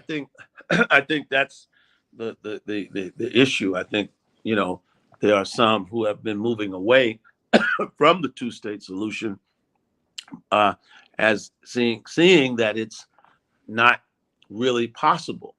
But then when you look at the tension and the history and the different cultures, it would be very difficult for me to see a one-state solution that would not end up being a Jewish democratic state with a Palestinian minority that would be in constant conflict. I think in order for the Palestinian people to live out their destiny and live out their dignity and their culture, there needs to be a state. And many have tried. Bill Clinton came close. I mean, one of the issues is that the Palestinians want a contiguous state. The Palestinian state now exists of two parts of Palestine that are essentially cut off from each other, and both on different sides of the country. And so, nobody, trust me, nobody will be satisfied when and if the final borders are drawn. And I do believe they will be drawn, because at some point, human beings will ultimately say that, the land, the history is important, but human life is more important. And it, this is a very complicated region, because every town, every area, every part of these countries has a historical and religious significance. And so it's not like, just splitting up some territory that's not rooted in a complicated historical context. So what I'm simply saying is, nobody will initially be satisfied when they get to that contiguous state. But if they can get to some fair borders that allow the dignity for the Palestinian people, then I believe that what they give up, uh, in terms of, what was in the Bible or what was historic or what their forefathers had, when if they may lose some of that, but both Palestinian and Israeli children might be able to grow up not living in fear, not being consumed by bitterness and hatred, because the cycle of violence will never stop if we don't do that. For example, the Israelis are certainly justified, and you know that, when they see their women and children spat upon and their hair pulled and women defecating on themselves, being taken hostage, and elders and babies, they're not going to say. And it's really foolish for us to think that people would say, well, our government has some bad policies, and historically, our government has done this to the Palestinians. That's not the way human nature works. They're going to remember what was done to their babies. And Mhm. similarly, the Palestinians, the reason why a person could do that, could commit those kind of atrocities, is that they are completely indifferent to the humanity of the people they're doing it to, probably because they feel that it has already been done to them, and they've seen their babies blown up, and they've seen their children murdered, and their women. And so, in other words, the cycle is not going to stop unless the cycle is stopped. And I don't see a way other than a two-state solution. Um, I don't know, brother. Maybe Baba Zaid does, or someone else, but that's my view. I mean, this has really uh, uh, been troubling and taxing for me this last week. Well, I think that's something, man, that we definitely gonna have to pick up on, because I think that that's where the real conversation is. Well, I don't know if that idea of a two-state solution can work, right? Because I remember when Yasser Arafat Mhm. was trying to float that idea, and I'm old enough to have been around when Anwar Sadat and have Mhm. seen that as a young man, and remember, I mean, one of my undergraduate degrees is in political science, right? Mhm. Mhm. I would consider myself a political scientist, and saying I understand some degrees to Mhm. which you negotiate on those levels. However, when you see those types of things that you're talking about, where people are being murdered and killed, and you see women and children, it's hard to see a way to be able to negotiate in that and live in that when you live that kind of pain. So that this conversation, I would think, Mhm. would need for us to think about that and really Yeah. invoke the spirit of God, and try to find the kind of healing first before you can get to that. But because I don't even know if that's possible, it would seem to me that people need to learn to live in peace, right? And how do you live in peace? Because everything that we've learned coming up is, Brother Conrad, you notice that if there's no justice, there can't be no peace, right? So we've got to get justice first, and the question is how does that start? And in my mind, you would need a God solution in order to get to that. Well, Because that's exactly that's exactly what I'm saying. Yep. The issues are so complex. I mean, this is not a simple matter. Even the presence of the state of Israel, it's not a simple matter. That area was ruled by the Ottoman Turks um, uh, uh, in the late 1800s, early 1900s, after pogroms in Europe and after different persecutions. Jews began to go to that area of the world, and it was obviously through the Zionist ideology. But let's look at it. Let's face it. There were a lot of absentee Palestinian landowners and Ottomans who essentially sold sold a lot of the land to the European immigrants that formed the kibbutzes and formed the framework of what will become eventually a state.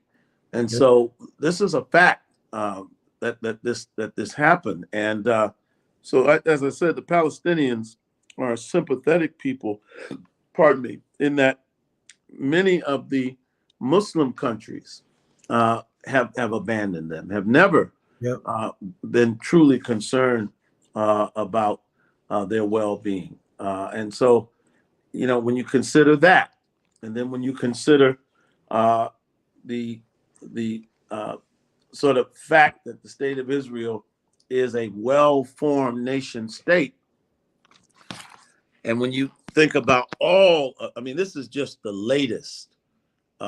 This is just the latest round of this. I mean, how many have we seen? I mean, I remember when I first went to college, there were 285 Marines that were blown up in Lebanon in 1983. I mean, there was the 73 war. I mean, how many rounds of this have we seen? And so I agree with you, Ed. Yeah. I don't think there's any solution to this that is not a divine solution. Yep. I really believe that. I really believe that. Me too. Yep. Because as I said, brother, it's just based on, I'm almost 62 years old, man. And this has been going on ever since I've been a child, brother. You know what I mean? And I've been seeing it. And now we're at this point and people are talking about total annihilation of people. Man, this is some serious stuff. You know what I mean? And those things that I understand, and that's why for me, it's so much pain on both sides, man. That in my mind, you need God Himself to step in. So, but Brother Conrad, I want to say thank you, my brother. Well, thank you very much. I appreciate it, and I don't have a whole lot to offer tonight. But as I think about the people of that region, but as I think about the Palestinian people that are now being bombarded, and that also now are perhaps preparing for an invasion, or or now the refugees that were displaced from 1948 stand to be displaced again, as they're being told 2 million people to leave their area and go to Egypt or go to different places. And as I think about Israel and the people who were killed, who are kidnapped, the babies that were killed, my heart is with all of the people of that region. Yeah. And I know that, I will never celebrate or be indifferent to that kind of carnage, because I don't believe that it's the religion of Islam. I don't believe it's the Judaic religion, and it certainly should not be the Christian faith. And that's why I think our government should be doing more to be an honest broker to have solved this problem.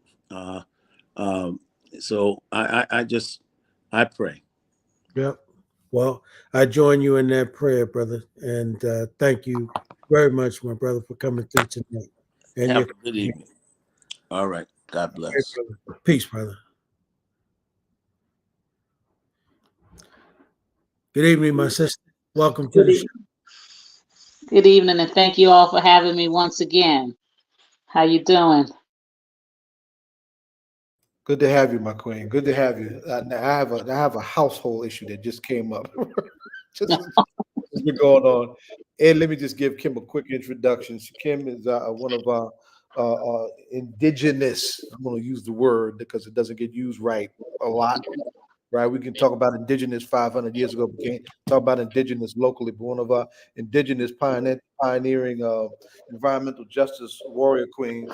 And there's an important issue that is in front of the city council right now that they've taken the lead on. That's very important. That I definitely want her to lift up, right? And we want us to lift up because it's an important challenge of our moment that we need to get a grip on right now. So Kim, welcome. Right, y'all just give me a hot second. Keep talking, and I'll be right back. Okay, well, thank you. Yeah.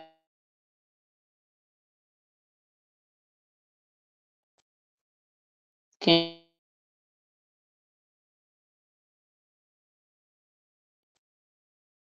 okay. Thank you once again. It is this issue that I want to talk about this evening, and thank you, Brother Baba and Ed, for allowing me to discuss this Wednesday, October 18th, at the Municipal Council meeting in the City Hall at 6:30 is our opportunity to discuss the changes that will be made in the zoning ordinance. And these are changes that will disrupt the very fabric of our city. It will change our communities forever. And so it is so important that we inform our residents to come out and to speak up. Four of the top issues are making sure that we restore minimum housing standards and environmental justice protections, that continue to protect our community from flooding, more polluting facilities, warehouses.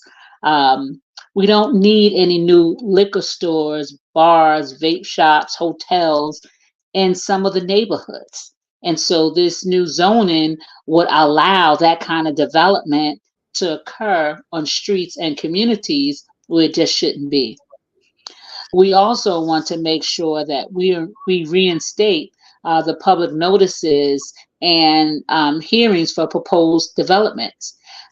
In this current zoning changes that the municipal council is going to vote on the 18th, it takes away our right to speak up and about these new developments that might come into our communities. And so we just want to make sure that the community understands, because when it comes to zoning, everything is in the details.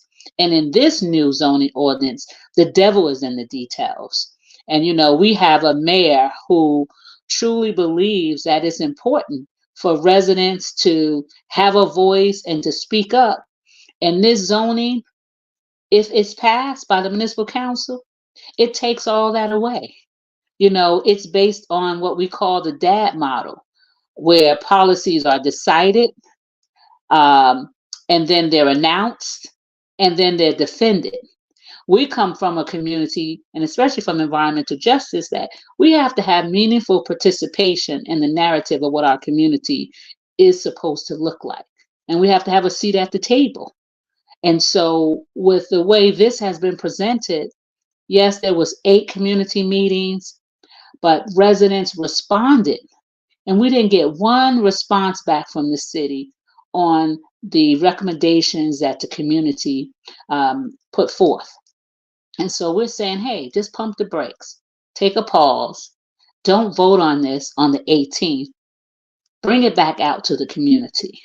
But right now, we don't think that's going to happen. And so I personally want to thank you on behalf of the South Ward Environmental Alliance, our 5-ward task force, for giving us this opportunity to kind of talk about how important this issue is for all Norkers.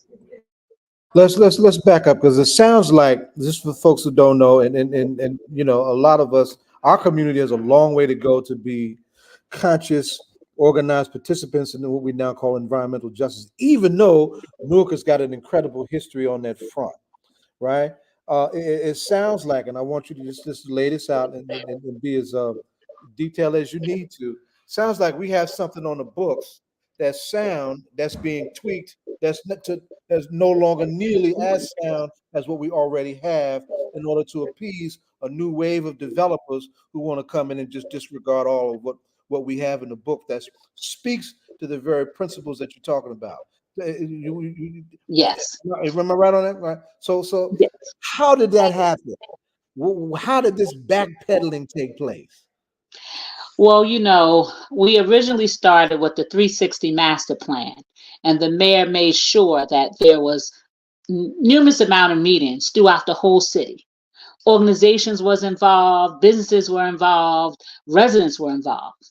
And so we had an input on our master plan. So now that the master plan was adopted, now you have to have an adjacent zoning policy and ordinance that supports the master plan. But the problem is the city hired consultants, individuals who don't have, I'm a fourth generation Norker, and individuals who are vested in the city. They have outside consultants who don't understand the history of our community. And so on paper, they're looking at what might look good for our community, but it won't be good for our community. And so from the master plan, the consultants that was hired by the city are validating these changes, by saying, but the community, this is what they wanted in the 360 master plan. No, it's not. We talked about added green space in our communities. Yes, we want businesses, but we don't want businesses that harm our communities or put more pollution in our community. Yes, we want to make sure there's affordable housing for residents, but we don't want you to allow 78% of the city of Newark is owned by, private owners, LLCs. You would allow the ability for AUD dwellings, additional units of housing, which is a garage in the back of a house, to now become a house. And that is just something that Newark, we can't support that, because we know, yes, if it was a homeowner, maybe the grandmother or the mother would then move into the smaller housing unit. But that's not the case for some of the Newarkers. That's just not the case. They're renters. And so that's going to be another opportunity for the developers to rent this space to somebody. And so everything that's in it, they're putting it under the disguise that, well, this is going to make more affordable housing. And it's not, because despite the inclusionary zoning ordinance, it will create incentives to demolish and redevelop current rent control housing units. So now you're going to increase the housing, but you're going to increase it so the individuals who would normally want to live in our community and stay here, they'll be priced out. Because what you say is affordable is not affordable to our Newarkers. And so this whole process that Deputy Mayor Allison Ladd and the consultants put together, I believe is not what the mayor intended it to be. And now they don't want to kind of roll back because they think it's too far out of the gate. And remember, when you put zoning changes into law, they're on the books, for the next 20 years. And so it will be difficult for us to then change the harm that they already did in our communities. And so that's why this is so crucial. And I can send you the links to our pages with a 400-page document. We had to hire a consultant to help us because they was giving us a week and 2 weeks notice to then come and talk about a document that's 400 pages. So it is just, this is just not for Newark at this time. And we're just hoping that the city, our elected officials who we elect and hold them in trust, will just pump the brakes and say, hey, we've had over 1,000 residents make comments. Let's maybe take another look at this before we vote on this new zoning ordinance. And you've been very polite and very gracious, right? And I appreciate your regality, right? But gentrification is the MFer, right? And let's, I mean, are there real identifiable forces that we need to be looking at and trying to out-organize and isolate that are twisting the arms of folks who we voted for? And right now, if we had to do the math, we got a city council of eight to nine folks, right? Where is the majority of our city council on this particular issue, given what you're so rightfully raising? So it was 9 members of the North Municipal Council. 4 members are against it. That is Louis Quintana, Honorable Ramos, Gonzalez, and Silva. So you had 2 abstentions and 2 noes. The other 5 members are right now supporting this. And that's a sad mandate because the South Ward, the West Ward, the East Ward, and the Central Ward is where people of color reside. Right. That is where the most marginalized individuals live and who will be impacted by this. And we need our leadership to stand on the side of the residents and support us. But right now, they're not supporting us. And so we're hoping that if we pack that municipal council, it can tug on somebody to kind of say, maybe we need to look at this again. Go ahead. Go ahead. You can say something there. Go ahead. And this is going to be on this Tuesday? Wednesday, October 18th. Wednesday. So can you just explain the real danger if this is allowed to pass in the council? Make it real plain. If this is allowed to pass, in the danger, what the real danger is to our people, particularly with you having 5 Black council people who could dial this back. So if this is that harmful, Yeah, ain't no time for no abstentions either. Straight up, we got some folks we need to talk to. Yeah. So if we're saying that this is that dangerous to our people, is there something that these particular 5 council people just don't understand?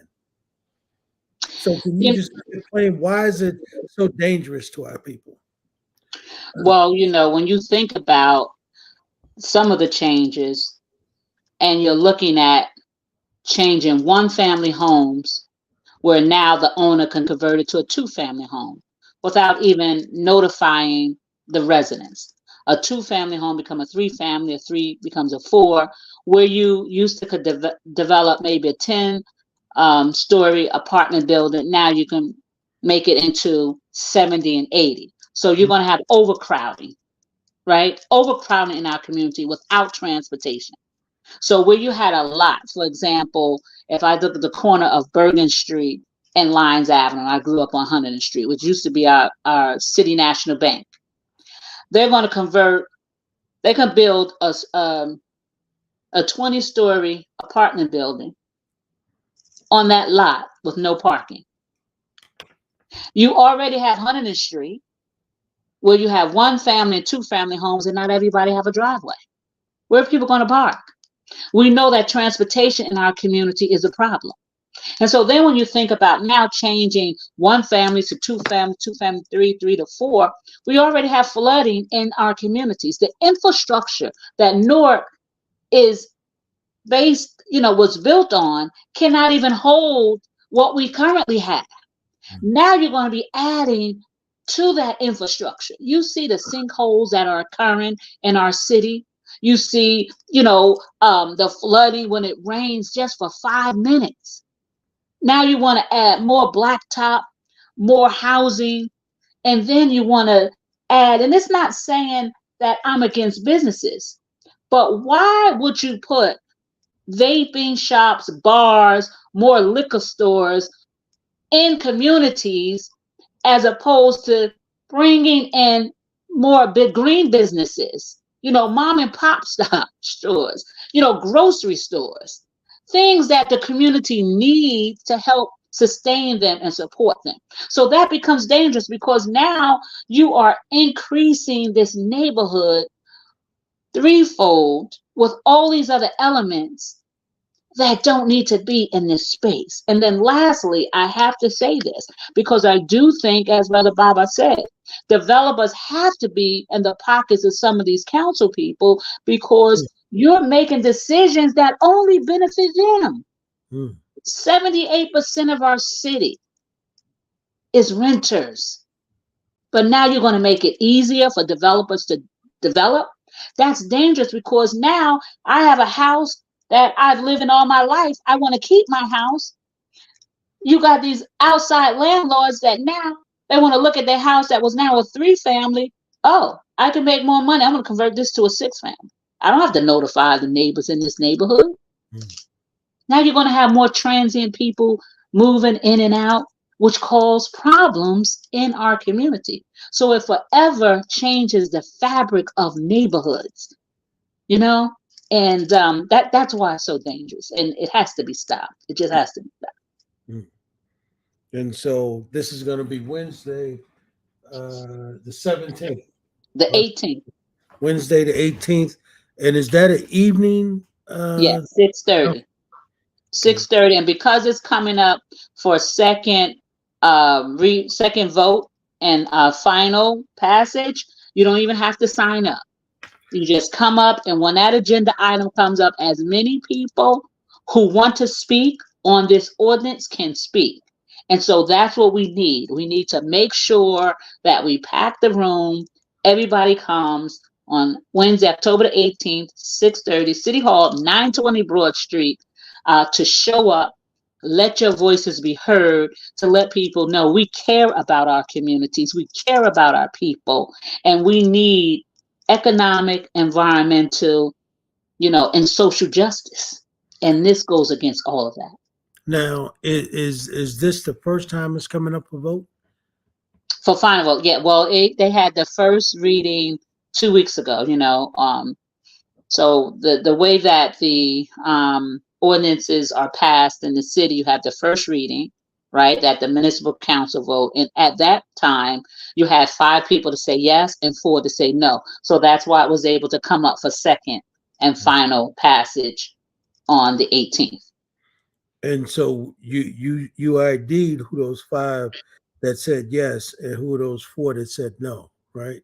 So I said the 4 who said no. The 5 who supported it was our West Ward Councilman, Kelly Dupree, our South Ward Councilman, Pat Council, our Central Ward Councilwoman, McIver, our at-large, Reverend Roundtree, and our at-large, Larry Crump. Wow. And you said this was put forth by Allison Ladd? Yes, the deputy mayor. And so the mayor, and I had a conversation with the mayor, and I do want to thank the mayor and my councilman, Pat Council, for some of the changes. But that's why we shouldn't rush it. Because when I had some conversations with Pat Council, had some conversations with the mayor didn't know. He was like, what? Of course it's in there that residents will be able to speak and say, I said, Mayor, it's not in there. And so this is why you have to have more conversation, because the devil is in the detail. Nobody is reading 400 pages of documents. They're relying on their staff, right? Or somebody else. And we have to say, no, your staff, because you hire consultants, they don't have the love that we have for Newark in our community. They're paid to do a job. So they're doing the bidding of somebody else, not the residents. And so if we could get them to vote it down and give us more time to come back, so you could continue to make changes, because they did make some changes based on what we asked, but we're not there yet. We're not there yet. And so the mayor, your conversation with the mayor was that he was not aware of some of the things that were in this particular ordinance, or that he wasn't aware that they weren't aware of what was in the ordinance. Right. On that particular item about the public being able to speak, he wasn't aware of that. And this was several months ago. I haven't talked to him since. I saw him at the Juneteenth event. And this is how far we're going back. And he went back, and then I talked to my councilman, Pat Council, and they made some changes, but it's still not where it should be. And so, when you have someone like the mayor who believes in people power, this goes against that. And somebody, the consultants, I'm not sure who it is, because the mayor believes in affordable housing. They're saying this is the way to improve affordable housing. And we're saying, no, it's not. It's not. Mm. You know, because the devil is in the detail. It's affordable housing for who? Mm. Not Norkers. Yeah. It's gentrification. And Yeah. we know what that is. That means that the people who have stayed in this city and want to stay here, they're going to be priced down. Mm. Yeah. We've had this conversation with the mayor based around you know what the income is in the city of Newark versus what the income is in the state. And the problem is that when they look at the AMI for the city of Newark, they're judging the AMI in the city of Newark to be that of the state, right? So the state is 37,000, and the city of Newark is 23,000. Come on. Mm-hmm. So we've had that conversation, and that is why we've got to be talking about not affordable housing, but we've got to be talking about low income housing, right? For low income residents, right? That's something that they can afford, and that is why I think that language needs to be changed, where we're not talking about affordable, but we're talking about low income housing, which fits the salaries of the or the incomes of the folks who are from the city of Newark, who've been living in the city of Newark, and who have been fighting in this city to stay here, right? Mm-hmm. That's a big component. So you're right in terms of all that you say. It would seem to me though that those very people that you just ID'd are the very people who we should be able to count on to help us get this thing down back. Exactly. And that's what I'm saying, because it's the people of color, the most marginalized, the people who need the help the most. Is this will definitely impact them more so than anybody, because Right. other folks, we know they're coming to Newark and they could afford to come, Right. right? But the history, the culture, right? These are people who want to stay. Right. And we're just allowing them to be displaced, and thrown out like trash. And our people are better than that, and they deserve more. And so that's why we have to stand up, because these zoning changes is very dangerous, and they don't help us. It's an agenda by other people who don't really want to see us staying in our own communities. And that's what I believe, and that's what I know, and that's what I'm seeing by these changes. Wow.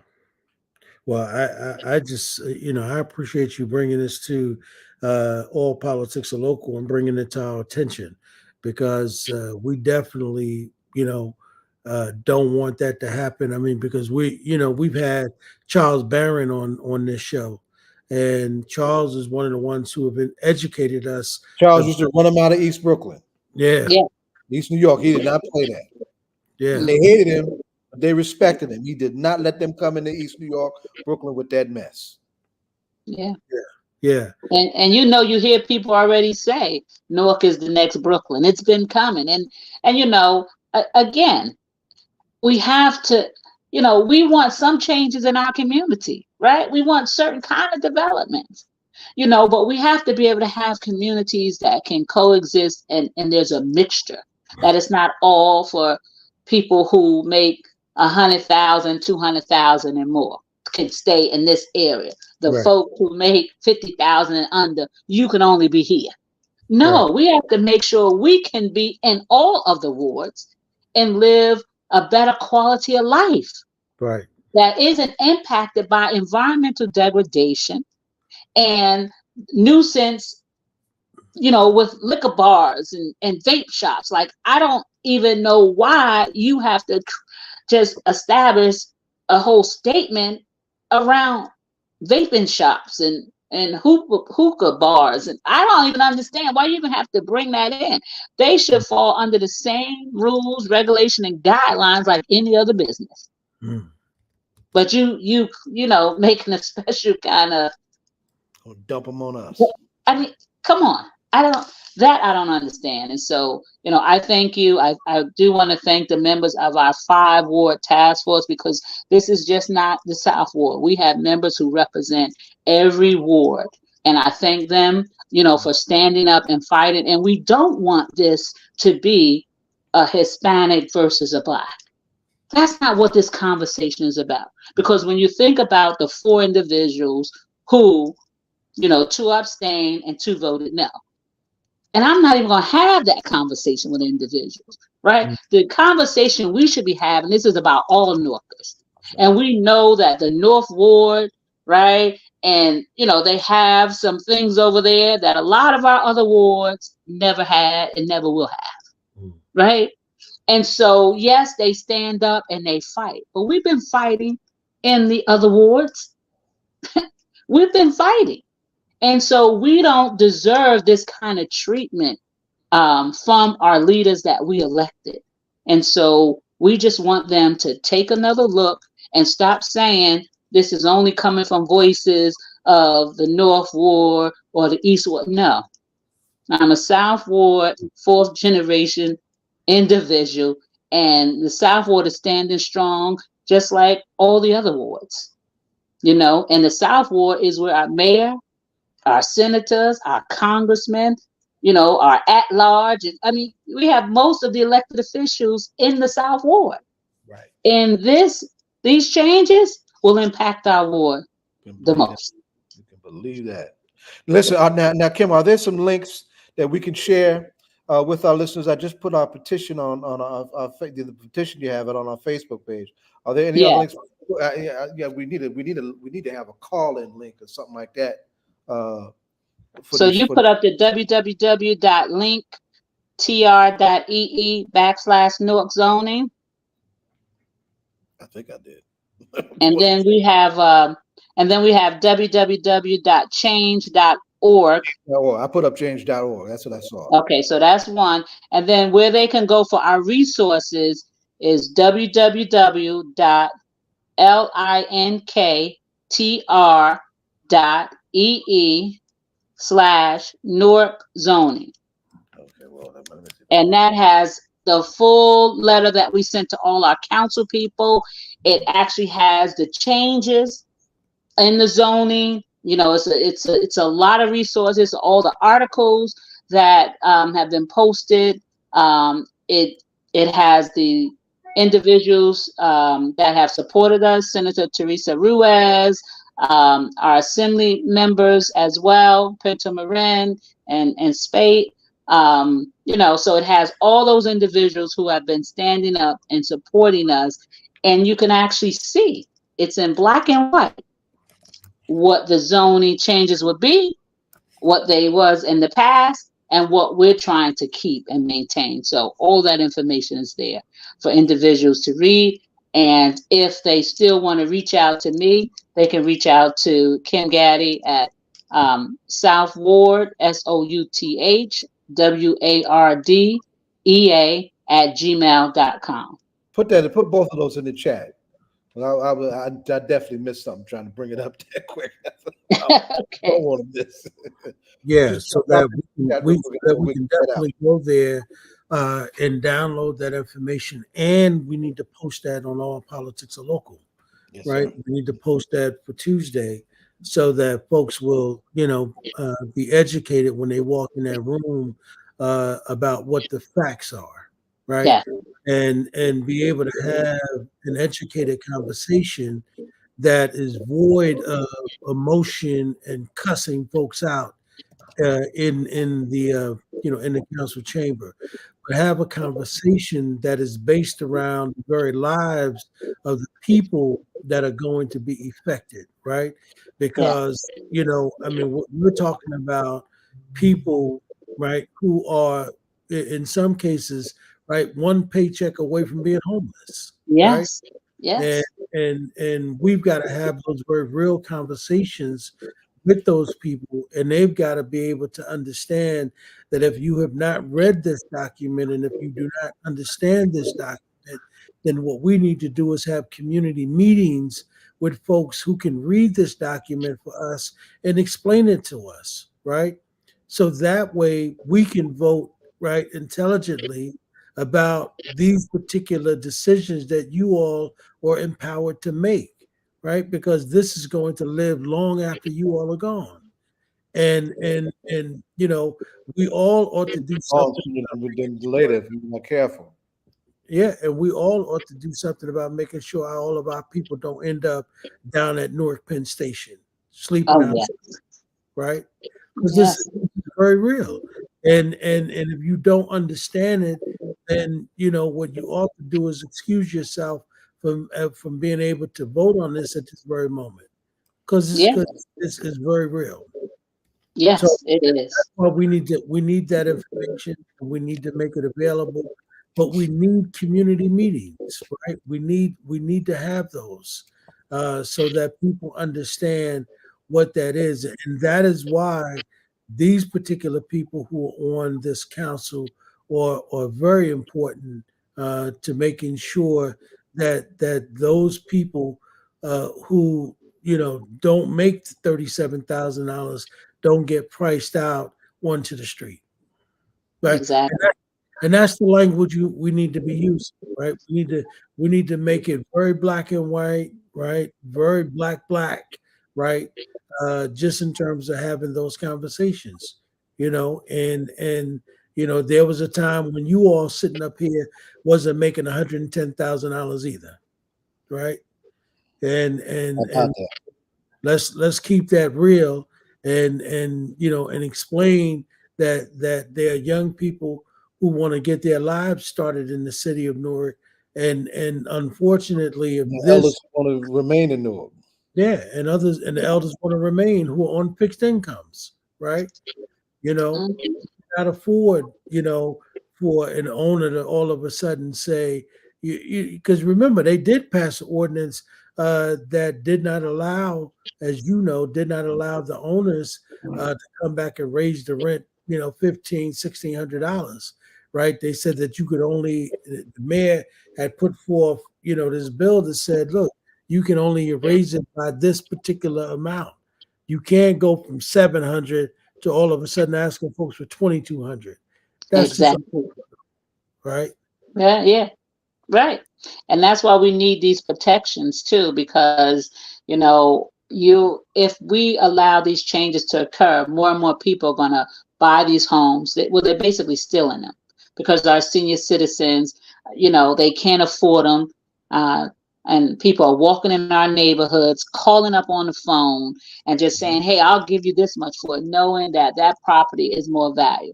And so then you have senior citizens when they should be enjoying their life, right? Right.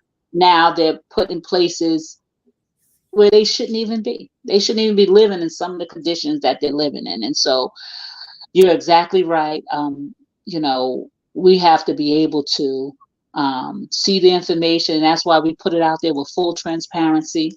And that's what we want the city to do as well. Right. Because when individuals see in black and white what you're saying, they're going to understand and make the best decision for themselves. Right. And that's what the communities. It's not like we are telling it. No, the community read it and said, Right. oh, I got to get on this. And so then we in turn expect our elected officials to do the right thing That's right. Right. for the people who elected them into office. Right. And that's all we ask them. Give us some time. What is Right. the rush?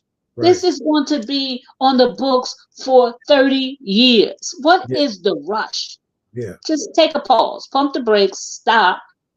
Let's have some more conversations. Yeah. That's all we want.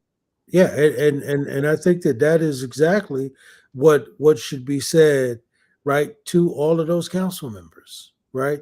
Should simply All be of them. said that I think that what we need is we need some church meetings, right?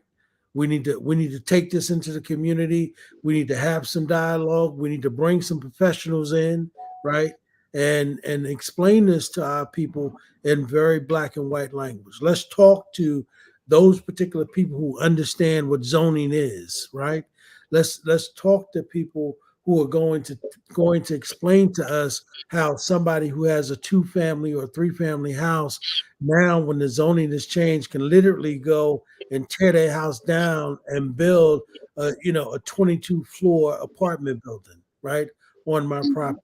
And now all of a sudden, the median rent is going to be somewhere around $3,000 a month, right? Yeah. How am I to afford to live that in that? And particularly if those jobs aren't in this community, right? Where are these people going to be working? Who have those jobs, right? Because we also know that a lot of the young people who are graduating in this city cannot afford to stay here. Why? Because they've got more debt than they've got income. Right. Right. If you graduate from college, that's one debt. Then you go to grad school, that's another debt, and then you end up going to law school or PhD. That's another debt, right? Right. If you're not making income that's commensurate to all the debt you got, well, at some point, right, you either end up homeless or you got to leave the city to go and try and find a job that's going to pay you enough money to pay back your student loans. Right. And I want to just put a thank you, because exactly what you said. The Victoria Foundation actually gave us funding to hire Damien from Hector Design, who was a former zoning officer for the city of Newark, because we didn't, we weren't the experts. And so I want to thank, the Victoria Foundation for supplying us with that funding to Southwood Environmental Alliance and ICC, so that we can have this honest conversation. And exactly what you said, you have to have time when you bring in outside experts to kind of meet us where we are, right? We have to meet people where they are. And then you have to explain the information in digestible ways so that they can then internalize it and then understand what is really happening. And probably some of the council members need it interpreted in a way that they can understand it, so then they can make a different vote. But they're not saying that, and they don't want to look like, well, maybe I just got to go along to get along. No, you don't have to. Right. You absolutely don't have to. I mean, that is why you're there. You are supposed to be protecting the people, right?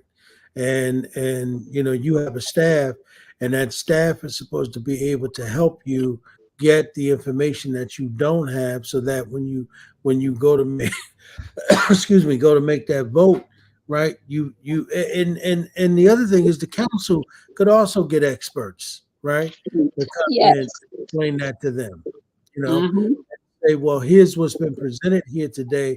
Can you give me the pros and cons based around what is being said? And is that a vote that needs to be made today? And if not, then, because if we're talking about something sitting on the books for 30 years, if it doesn't have to be voted on today, then what we need is we need to make sure that we've done our due diligence, right, with regards to making sure that we understand all of the elements of this particular ordinance, right, and how it's going to affect the people in this community. Right, and the person who is pushing the rush button is the Deputy Mayor Allison Ladd. She's just pushing this button. Wow. And again, and that's what I'm saying. Who's in her ear, right, to make her, fast track this. Right. That's helpful. Yeah, it would seem to me that I mean, I don't know, but it would seem to me that someone, whatever this organization is, these folks who did this, that you all hired, it would seem to me, I would try and request a community meeting with the mayor before Wednesday. That's something, I would do. And then ask the mayor if he would be willing to go to the city council with us on our behalf and ask from a community level to say, Mayor, would you speak on our behalf? We've explained it to you. You are our mayor, voted for you. And would you ask this council who ran on your ticket if they would slow the brakes and give us an opportunity to be able to understand it? And we sent it to him too, and we're going to reach back out to him, on Monday as well, because we also had our staff hand deliver on Thursday, the same document to the council and the mayor. And we're starting to call, because we know that sometimes, information is held, and the mayor might not see it until, a certain point. And so Right. we wanted to be clear. No, let's take it to the mayor, even though we sent it to Deputy Mayor Allison Ladd.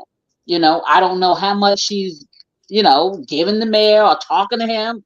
So we said, hey, let's also send it to the mayor I ain't again. vote for no And Allison. let's call. Right. Mm-hmm.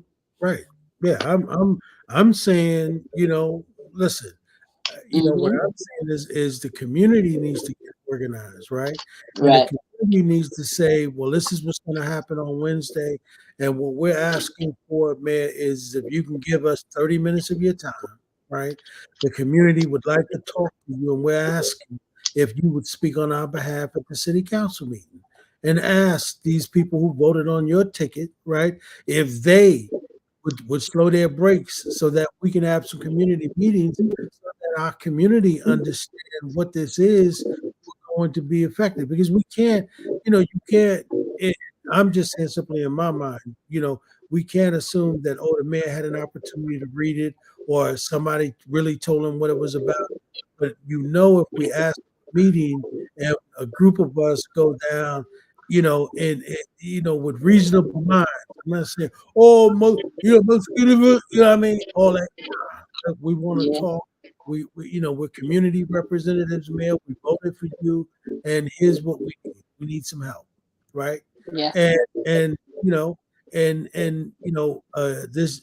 Yet I don't know, enough about Allison Ladd to know that whether she's working in good faith or not.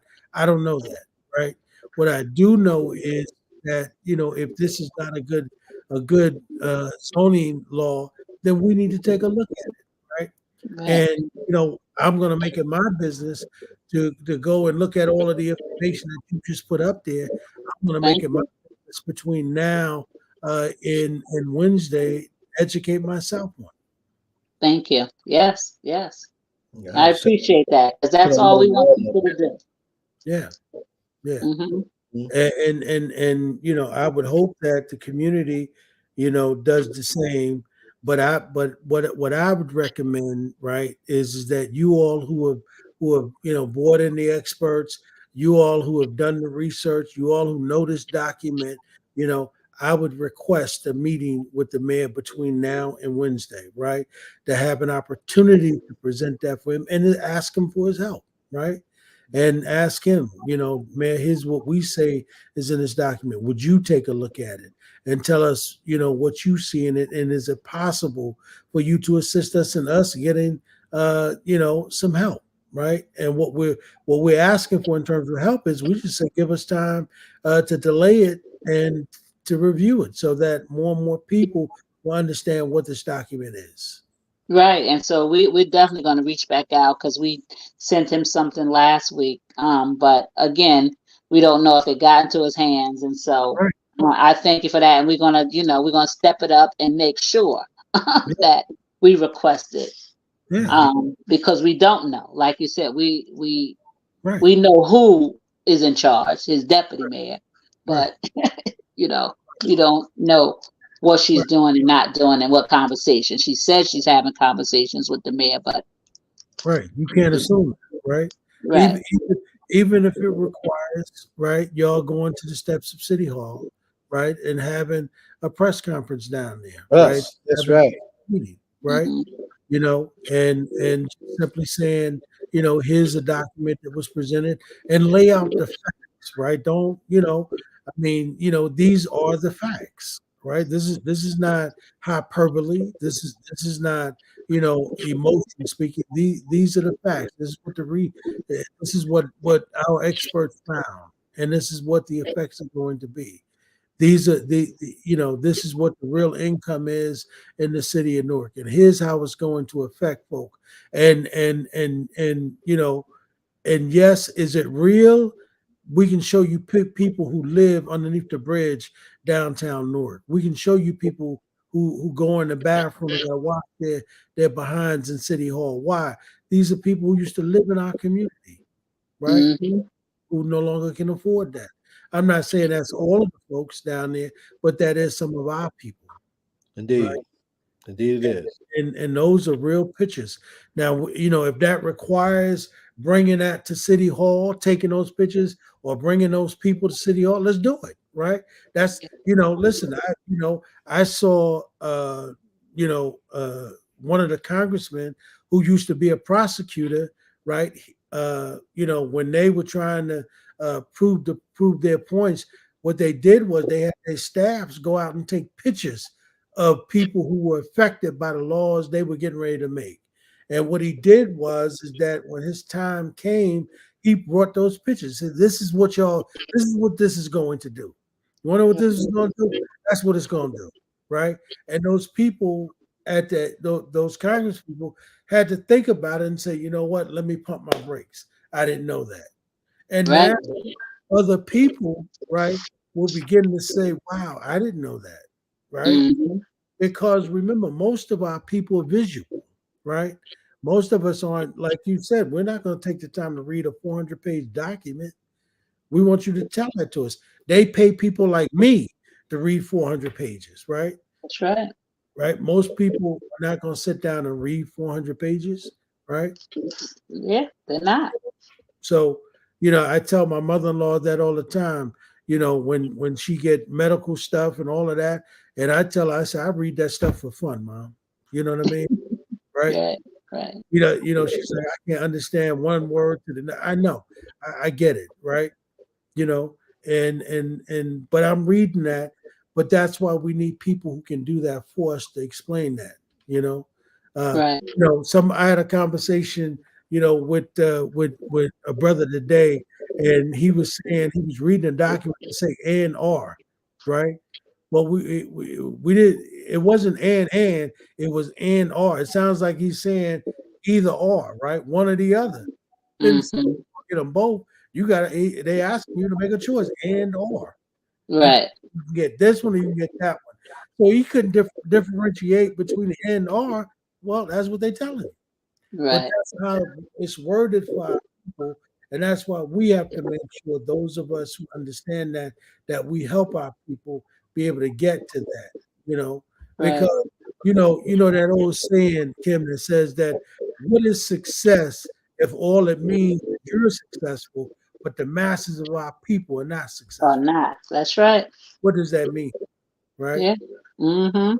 It's lonely, Yeah. being in that room by yourself. But I'd love to be able to take all of y'all with me. Yeah. So That's right. I definitely support, what you're trying to get done. But I would encourage you to definitely push to make sure that this document is in the mayor's hand, that he understands what this is, and that you all have at least had an opportunity to ask for his help. Yes. Yes. And we're going to do that again. Thank you. You're welcome. Thank you for the opportunity. Ed, got to ask you a ritual question. Hold on, Kim. Yeah. We got to ask you one more question. We got to ask you the ritual question, Ed. So Kim, that we are a political hip hop talk show, right? Mm-hmm. So what we do is that when we're going through, as we're fighting these uphill and downhill battles, we try and find music, particularly hip hop music or spoken word that speak to whatever those conditions are. What are you listening to right now that is motivating you to continue this fight? Well, the last time I was on, I always put up my Queen Latifah. That's just who I am, ladies first. Yeah. But Lauryn Hill has been coming up to the top, ready or not. The score. You just gotta, ready or not, here I come. Right, we keep coming. So, but I'm ready or not, the Delphonics first. I'm sorry. So Lauryn Hill today is I've been listening to 50 years and now she's coming back and gonna have a concert, you know what I mean? Yeah. So I just been kind of like so proud, of Lauryn Hill and where she is right now. So she's gonna be. I think Wednesday she's gonna be down at the Prudential Yeah. along with the food. We got to go to City Hall before we go to the Senate. Yeah, So yeah, that's what we need. Yeah. So yeah, yeah. Isn't that something? Something that's important. They bring Lauryn Hill on the same day. You know, you know. right, They you always. know, It's always a duality with us as black folks, right? Do we go here to party or do we go here to fight for our survival? Get with you this, know, or you can get with that. Yeah, you can get with this, right? it's like I gotta be here, but then I want to run there. You know, My That's queen, it's right. good to see you. I appreciate what you're doing. Very proud of you. You know we had your back. All right. thank you, appreciate it. All right. Thank you. You have a good one. Peace and blessings. All right. Peace. Ashe, ashe. There. What's good, Rhino? Peace. Donna What's was good? trying Y'all to can hear me? Yeah, we hear you fine. Donna was trying to get in. What happened with? I don't know. Okay. I mean, I see it, but you know, Oh, there she goes. yeah. I am here, and I can't stay long. I'm having problems with my video, so See your background. We don't see you. We see the yeah, ghost. Donna. yeah, Ghost something's going on. I You have see to the update lovely living room. the lovely living room. But you know, when Kim was speaking about in terms of ordinances, especially when developments and changes to our city are going on, you know, we have to have teachings, and we really have to buckle down and pass an ordinance to have a community boards, because in I know New York and Atlanta, when particularly when new developments is coming into the community, they have to go before these community boards, and so to make sure that the community piece is there. But when cities don't have that, and if you have communities like our urban communities where people are working 2 and 3 jobs, the babysitter, this and that, and before they know it, they'll come home and then one day there's a high-rise building in their neighborhood, and they're like, "What happened? Why didn't we know about it?" And it's because we don't have a requirement um, that that we that the developers come into a community, they have the funds in their accounts. This is, you know, part of their budget, that they should have to go to each ward and speak to the wards and tell them the who, what, why, and where. And even though it's not written, we can still demand it. And we have to demand it, because when we're not a part of the decision making, we are really am affected by it, and more so than not negatively affected by it. And like like Ed said, we'll all be living down um at Penn Station. You know, you starting to see these, you know, Asbury Park is a good city to look at, how it's becoming like the um across the railroad city. One side looks like this and the other side look like that. And we have to demand, we have to stop. So I hope they can get into that public hearing and put a hold on it, and whatever changes that they're requesting. And you know, as a council person, um, you know, perhaps somebody can call like several of council members and ask them to print out 25 copies and let people come pick them up, or get them, or have them walk them to the neighborhood, so people can get in their little circles and talk about it, highlight some things, and strategically plan. Well, we're going to ask this question, this question, this question, and if they have to put it on hold, they can put an ordinance on hold and come back to the next meeting. It's done quite often, and if if the residents are not happy, it should be put on hold. And Donna, let me ask you a question as an experienced council member. So now, you know, when there's an ordinance of this importance, do do council people ask their staff to go read it, or do they have resources to go and bring in experts themselves? Like Kim was saying, they had got funding for an expert to come in and actually explain that document to them? So if we're talking about a development, it doesn't have to come out of the council's out of the council's budget. It comes out of that developer's budget. Okay. And they yes, they can have their staff read it. They can ask that developer to come to the community. One of the things that I would do with every development that would come in, I would ask that they come back and they have a meeting, that they will go to, if it's in a particular ward. If you come up to Orange, over on Park Street, down at the bottom where McDonald's is, you'll see that there's a Wawa there now. That Yeah. developer, Yeah.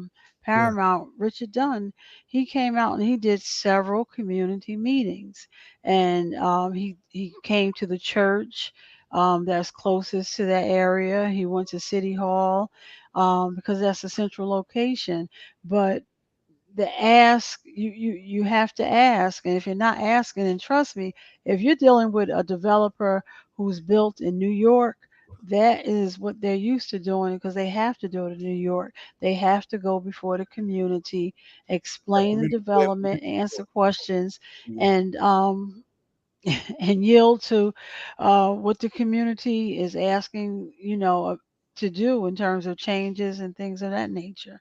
We don't have it, the community boards here in New Jersey, but it's nothing. You don't have to have it in place, but I think it's something that we really should have in place, because it's that step that needs to be had. And on Central Avenue, there was another, was that Richard Dunn too, Paramount, that they, where Scott's Lounge used to be at. Now it's a dollar store. And we did a community meeting over at Walter G. And one of the women in the community was like, "How do you know we wanted a dollar store? You didn't ask us what we wanted. You're coming to tell us that you're putting a dollar store. What if we wanted a community center? What if we wanted?" And it was and actually I'll send, if I find it, I'll send it to you, Ed, so you can post a community meeting and you can see Mm. um how that particular community meeting turned out. But in New Jersey, again, we're not used to doing it because it's not something that we require. But I know New York developers usually say we didn't do it because nobody asked us to do it. That's the thing. I should have asked Kim that questions. Has there been any community meetings? Right? Have they She said done? there was. They She were. said they have a 5 ward task force that met in all five There you go. communities. Okay. Yeah. And I hope they bring that information on Wednesday, right? That whatever. See, there's another question. See, there's another factor in here. It's the influence of these big developers. These influencers, that puts what did they give for those 5 votes that they expect to get? See, that's the question. Right. That's it. That is the question. As they said in iRobot, now you have asked the right question. Now, But I and that would be go ahead. shocking if we find out that our people have actually been paid off uh, Mm, to vote in the way that they're voting. Right now, that would shock the hell out of me. Right, because I would believe that these particular people would be above reproach on that level. These are all people whom we know. That's Right. right. So in my mind, I would tend not to lean in that direction. But just from where we live at, we understand that that's a real question you ask. hmm Because we know that's not beneath developers to mm, go and pay people off, because we got people who are in prison for doing those exact things. But okay. we would like to believe that. Menendez got to go. I'm sorry. Let me. Mm. Who's that? Gold bullion in your suit Menendez. pocket. Who? The Oh, gold. Menendez. Representative. Yeah. Put it Okay. in the wrong Running around suit with jacket. gold and whatnot. Well, listen, y'all. Uh, Y'all know this is not our time. that's right. That's Uh, Now right. that we all up it in this belongs to space. Rhino. But I You know, just Donna wanted to, coming. She coming like pow. Yeah. Yeah, I know, and I'm sorry, and I wanted to be there while I was Kim, but I have to sign off because I have to catch a 9:18 train. But what's the word I wanted to leave Rhino with tonight? Rhino, I'm glad to see you. I know you had a family emergency last, but what is the word? What was the word? Entanglements. That's what I wanted to leave you with, that word, Rhino. Okay, and we'll talk about that later, sir. All right, guys, have a All blessed right. evening Later. and talk to you later. Yeah. Bye bye. That's interesting, Ronald, that she would leave with that because, I mean, is that I'm sure that's hot, in terms of entertainment news, what's going on, with that. But I was looking at something with DJ Envy, man. It said that, I saw something where they said that he had a Ponzi scheme going. Did you hear He about got that? caught. From what I saw, yeah, he got caught up in one of those real estate scams. I don't know all the details yet. I got to do some more research on it, but I did come across that he got caught up somehow in one of those real estate scams. DJ Envy's been dealing in real estate for some time now. He's been doing that for some years now. Right. That's like his other side thing that he does. You know what I mean? Right. But yeah, something came up where they said that he got caught up in one of those scams. So I'm hoping he's not too deeply connected to it. Maybe he just got caught up in something, in the middle. I'm hoping he's not like an engineer of any of those things. But Yeah. but yeah, I did see he got caught up though. Yeah. So we'll see what happens. And then and I know it's Donna. She's probably talking about Jada and the whole thing because it's been out in the media that Jada's she mentioned that her and Will have been separated for some time now, which I already kind of knew. I think a lot of us kind of knew that already. I didn't know that. Nah, yeah, they were separated for a while. I mean, for a while they were separated. Yeah, so even during the whole Chris Rock slap and all of that, they weren't together like that at that time. It wasn't public knowledge. Yeah. So, but like I said, I usually report on the music. I don't report on the gossip and the personal stuff. That's right. But that's what's been going on though. They're talking about about Jada. Jada's she just recently mentioned on some I'm not sure who the interview was with. I don't know if that was Gail or somebody, but she did a recent interview where she mentioned that they've been separated for some time. Wow. But yeah, it's been a while since I've been here. So let me just draw back real quick. The Congressional Black Caucus in D.C. with the congressman, that went really well. It was a beautiful thing. I know he was on here and he was talking about the new party, New Orleans and New Jersey, and how they're trying to create this new thing, and they call it the new party. But yeah, that went really well. Is that a political party? The new party? I don't know if it's a political party or if it's just something that they're doing. Like when they do the Congressional Black Caucus, it's like they're always together doing this thing, where it's it's New Orleans and New Jersey. So, I don't know if what it is, if they're doing some kind of like if it's a party thing, when they're doing the party event, or if it's a political thing. I don't know if it's a political thing, but we'll see. Okay.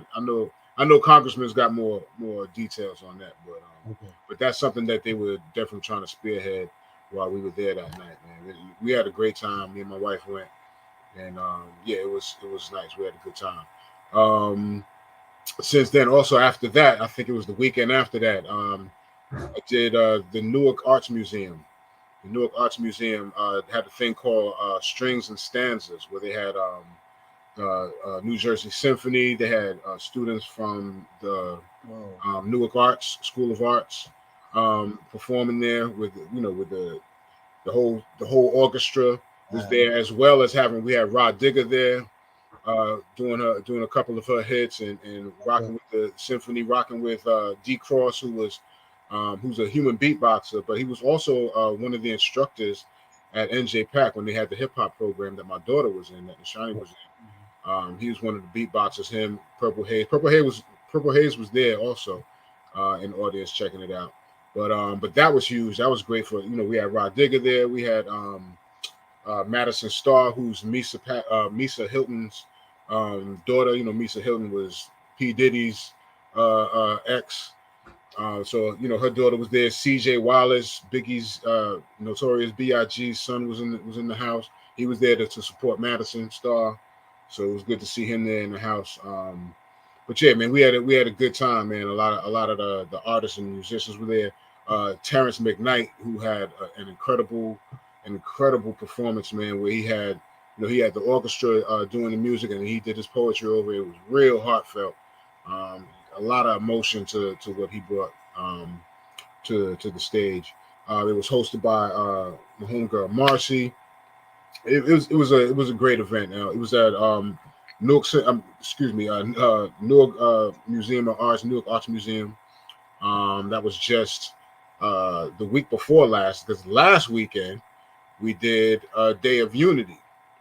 That's right. In observance of Amamu Amiri Baraka, and as well as the recognition of the National Black Political Convention that took place in Gary, Indiana in '72. That's right. So, and that was real good. My son, the General, came out. Of course, our own Bashir Akinyele, Keisha Yuri, they were in the house. Principal Kafele was in the house. It was always good to see him. We had a lot of good people in the house. We had the award event that, we saluted people like Larry Ham, who's always represented in the hood for us, for the people. We also awarded Dr. Leonard Jeffries, who was in the house also. So it was good to see Dr. Leonard Jeffries there. So we had a real good event, man. We had 3 different panels that took place throughout the day. We had the award ceremony and the dinner in the evening. So that was real nice, man. And I enjoyed it myself. Music by DJ Rhino. That's right. Yeah. It was real nice. I enjoyed that. And from what I understood, those elders were telling me they enjoy. I saw Dr. J dancing to what was that James Brown song he was playing? Oh yeah. Yeah, he was the Big Payback. Big Payback. That's right. I mean, isn't he almost 90 years old? 86. 86. And I was telling him when I had the song going, he was dancing. They were coming to me saying we like the music. Yeah. I was telling him when I was speaking with him, I was telling him how we have a picture. I have a picture of Dr. Leonard Jeffries, my aunt Dr. Olivia J. Hooker, who was one of the last survivors of the Tulsa, Oklahoma massacre, and she was. That's your aunt? I just came back from Tulsa. Yeah, that's my aunt, Dr. Olivia J. Hooker. That's my aunt Teek.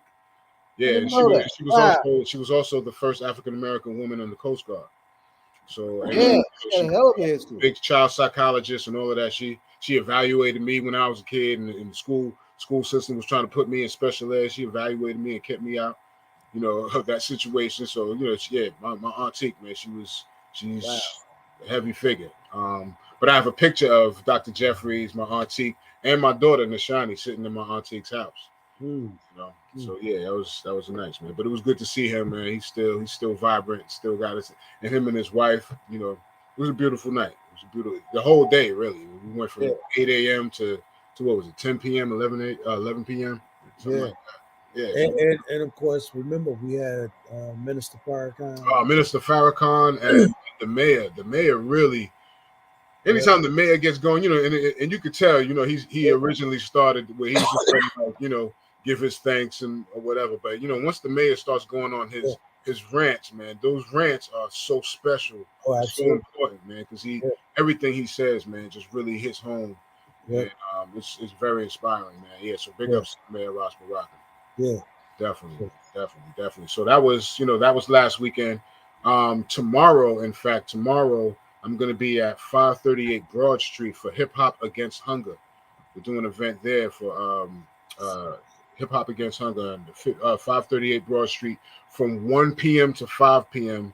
I'm probably going to be there. I'm going to be there probably around 3 o'clock. I'm supposed to go on. I'll be there at 2 o'clock, but I'm going to be throughout the event. It's going to be me and a few other DJs there. Let me see if I can pull up some of the info here.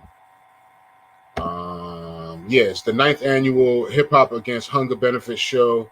Live music and art, dance, vendors, good vibes. It's going to be myself, DJ Rhino, Selena's DJ Lady C.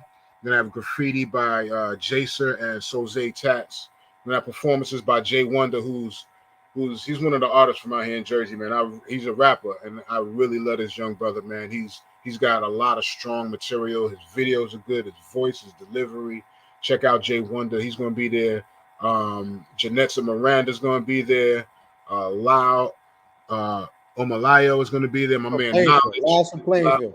Yeah, it's going to be a lot of things going on, man. That's tomorrow from 1 to 5. So definitely come through. It's Hip Hop Against Hunger. Put it on my page. Yeah. Where's it gonna be? It's gonna be at a spot called Newark Local Beer. It's 538 Broad Street, Newark, New Jersey. 538 Broad Street, Newark Local Beer. Hip Hop Against Hunger tomorrow from 1 to 5. That's over there by the park somewhere, I think. Yeah. But that's it, man. And then I'll be returning to my Twitch thing next Saturday.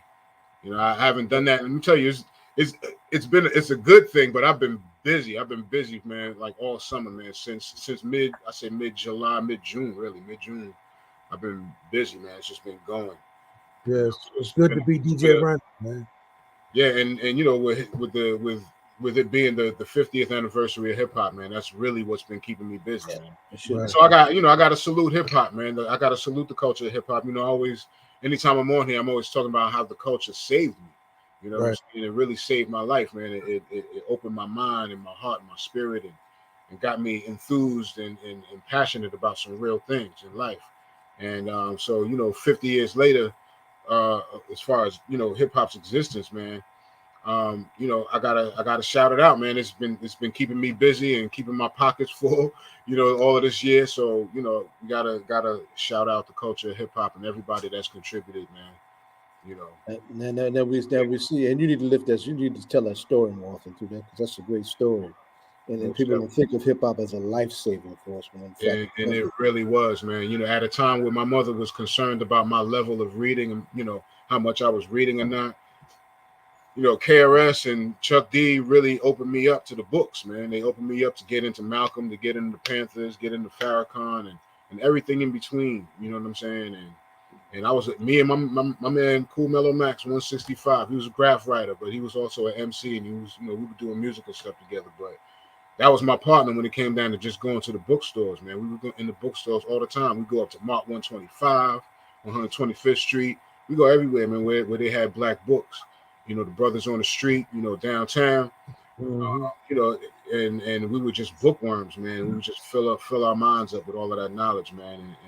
And when you're first realizing the reasons for why things are the way they are in your life, and then you really start to reflect on all of those things, and then it all comes back down to you, and you start looking at yourself like, wow, this is the reason why I'm this way.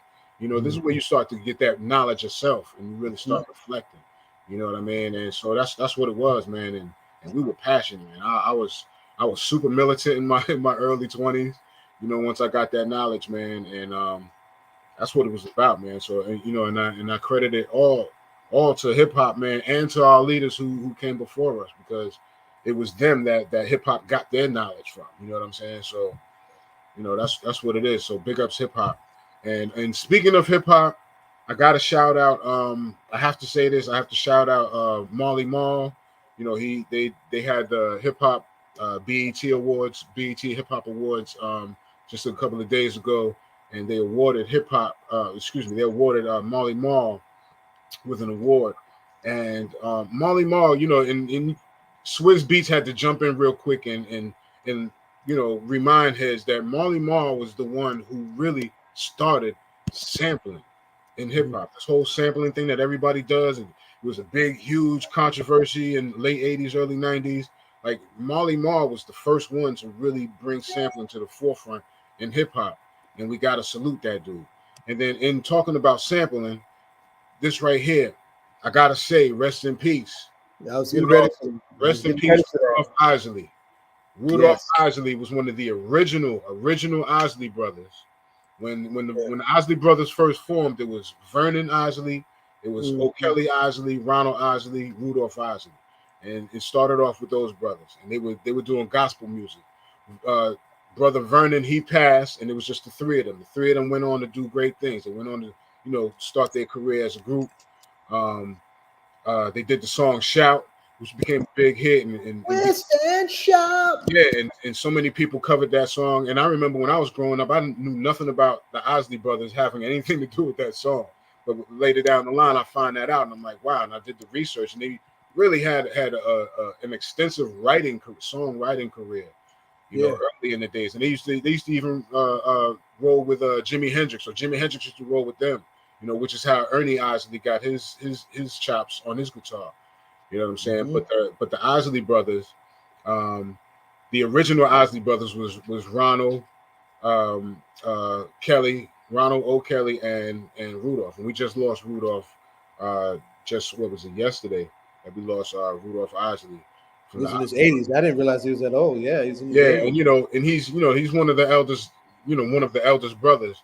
And every time I looked, I remember, I never knew if he was the oldest, but anytime I looked at any of those album covers by the Isley Brothers, I always saw Rudolph and always looked at him as like, yeah, that must be Big Bro right there. He always had that look, you know what I mean? The Big Brothers back in the days always had the hard face, the hard look, like Jackie and Tito and the Jacksons. They always had the hard face, So I used to look at Rudolph like he must be Big Bro in the Isley Brothers, man. But we just lost that brother recently, and this record label, T-Neck. This was the Isley Brothers label. They started that label after they put out a bunch of records. They only had maybe one or two hits. They realized, look, let's start our own label and handle our own business. You know what I'm saying? And so they founded T-Neck Records. The group, the band, the family, they started in Cincinnati, Ohio. Shortly after one of the eldest brothers, Vernon, passed, they moved to, some places say they moved to New York, but really what they did, they moved to New Jersey. They moved to New Jersey, and that's when they started the label. That's where T-Neck come from. That's right.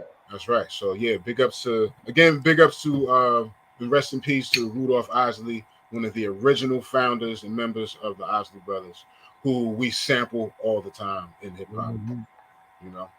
But that's it for me, y'all.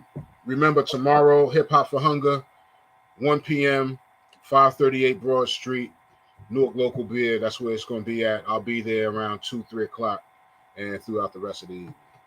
Let me ask you one question before we close out, Rhino. This is a trivia question. Yes, sir. Who did Marley Marl sign out of Newark? What artist was he responsible for getting signed? Out of Newark, he helped sign Lords of the Underground. That's right. Mm-hmm. He helped sign Lords of the Underground.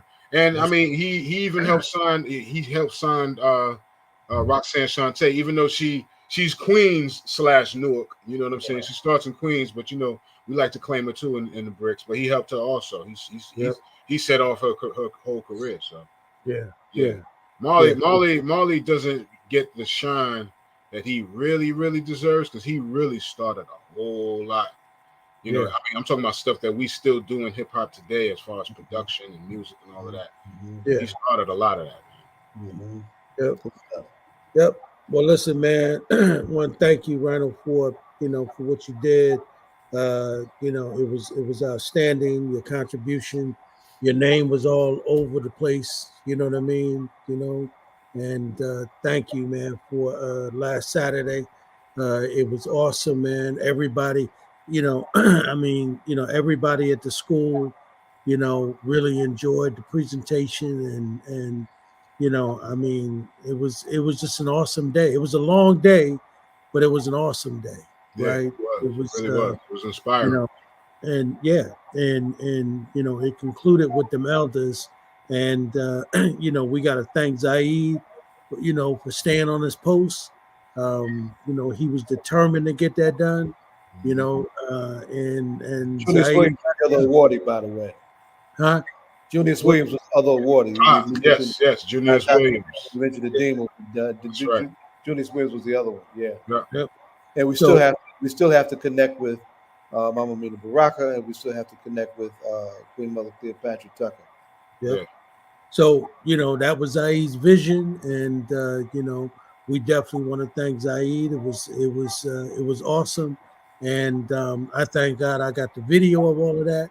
So for anybody who want to see all of those videos, all of them are up on our YouTube page for MBPC Network on YouTube. Every one of the videos are there, even the mayor and Minister Farrakhan. So you can go there.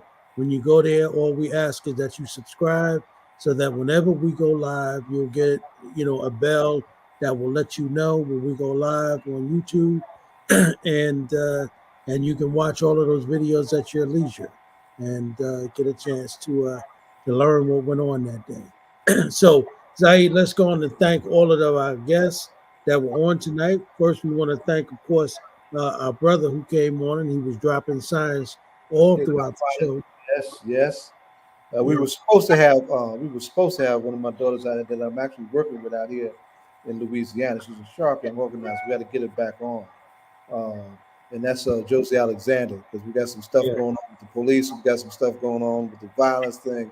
And this young organizer is really trying to break some real ground, pulling people together across the state. I apologize if we couldn't get her on because of the time issues. And I want to, who do we have? Kim killed it. Yeah, Kim killed it. And she hasn't been on in a minute, but when she comes on, it's right on time. Yeah, right? Kim Gaddy, right? Nook's environmental justice history is yet to be written and appreciated, but we've got a powerful environmental justice history. In fact, we've got Ironbound Community Corporation over 50 years in. Southwater Alliance that she runs is a good almost 20 to 30 years in. And the New Jersey Environmental Justice Alliance just moved back into Newark, right? And it's run by a young sister, Melissa Miles, who came out of ICC. So Newark has got a hell of a environmental justice profile. And this question, and I know we up against the clock, is what the young folks call intersectional, right? Housing justice, environmental justice, economic justice, all of that run together, right? On this whole particular thing around this redo this ordinance to let these big developers come in and do what the hell they want to do. We got to put a stop to that mess, for real. So we definitely thank her for her contribution. And we definitely, did we thank our brother? You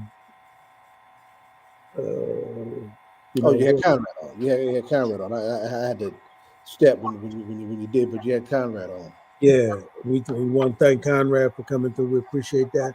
And of course, Dr. Khalfani. Khalfani killed it. Yeah, Khalfani killed it. He's got so much So we appreciate all of them for coming on and being a part of the show tonight.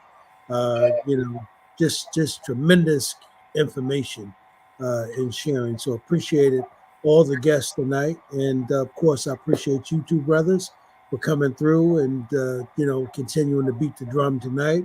And so until next week, we want to say to all the folks, y'all know where we're going to be next Friday, 6 to 9. As my brother Zaid would say, we'll catch y'all in the whirlwind. In the whirlwind. You don't stop. Later. Peace.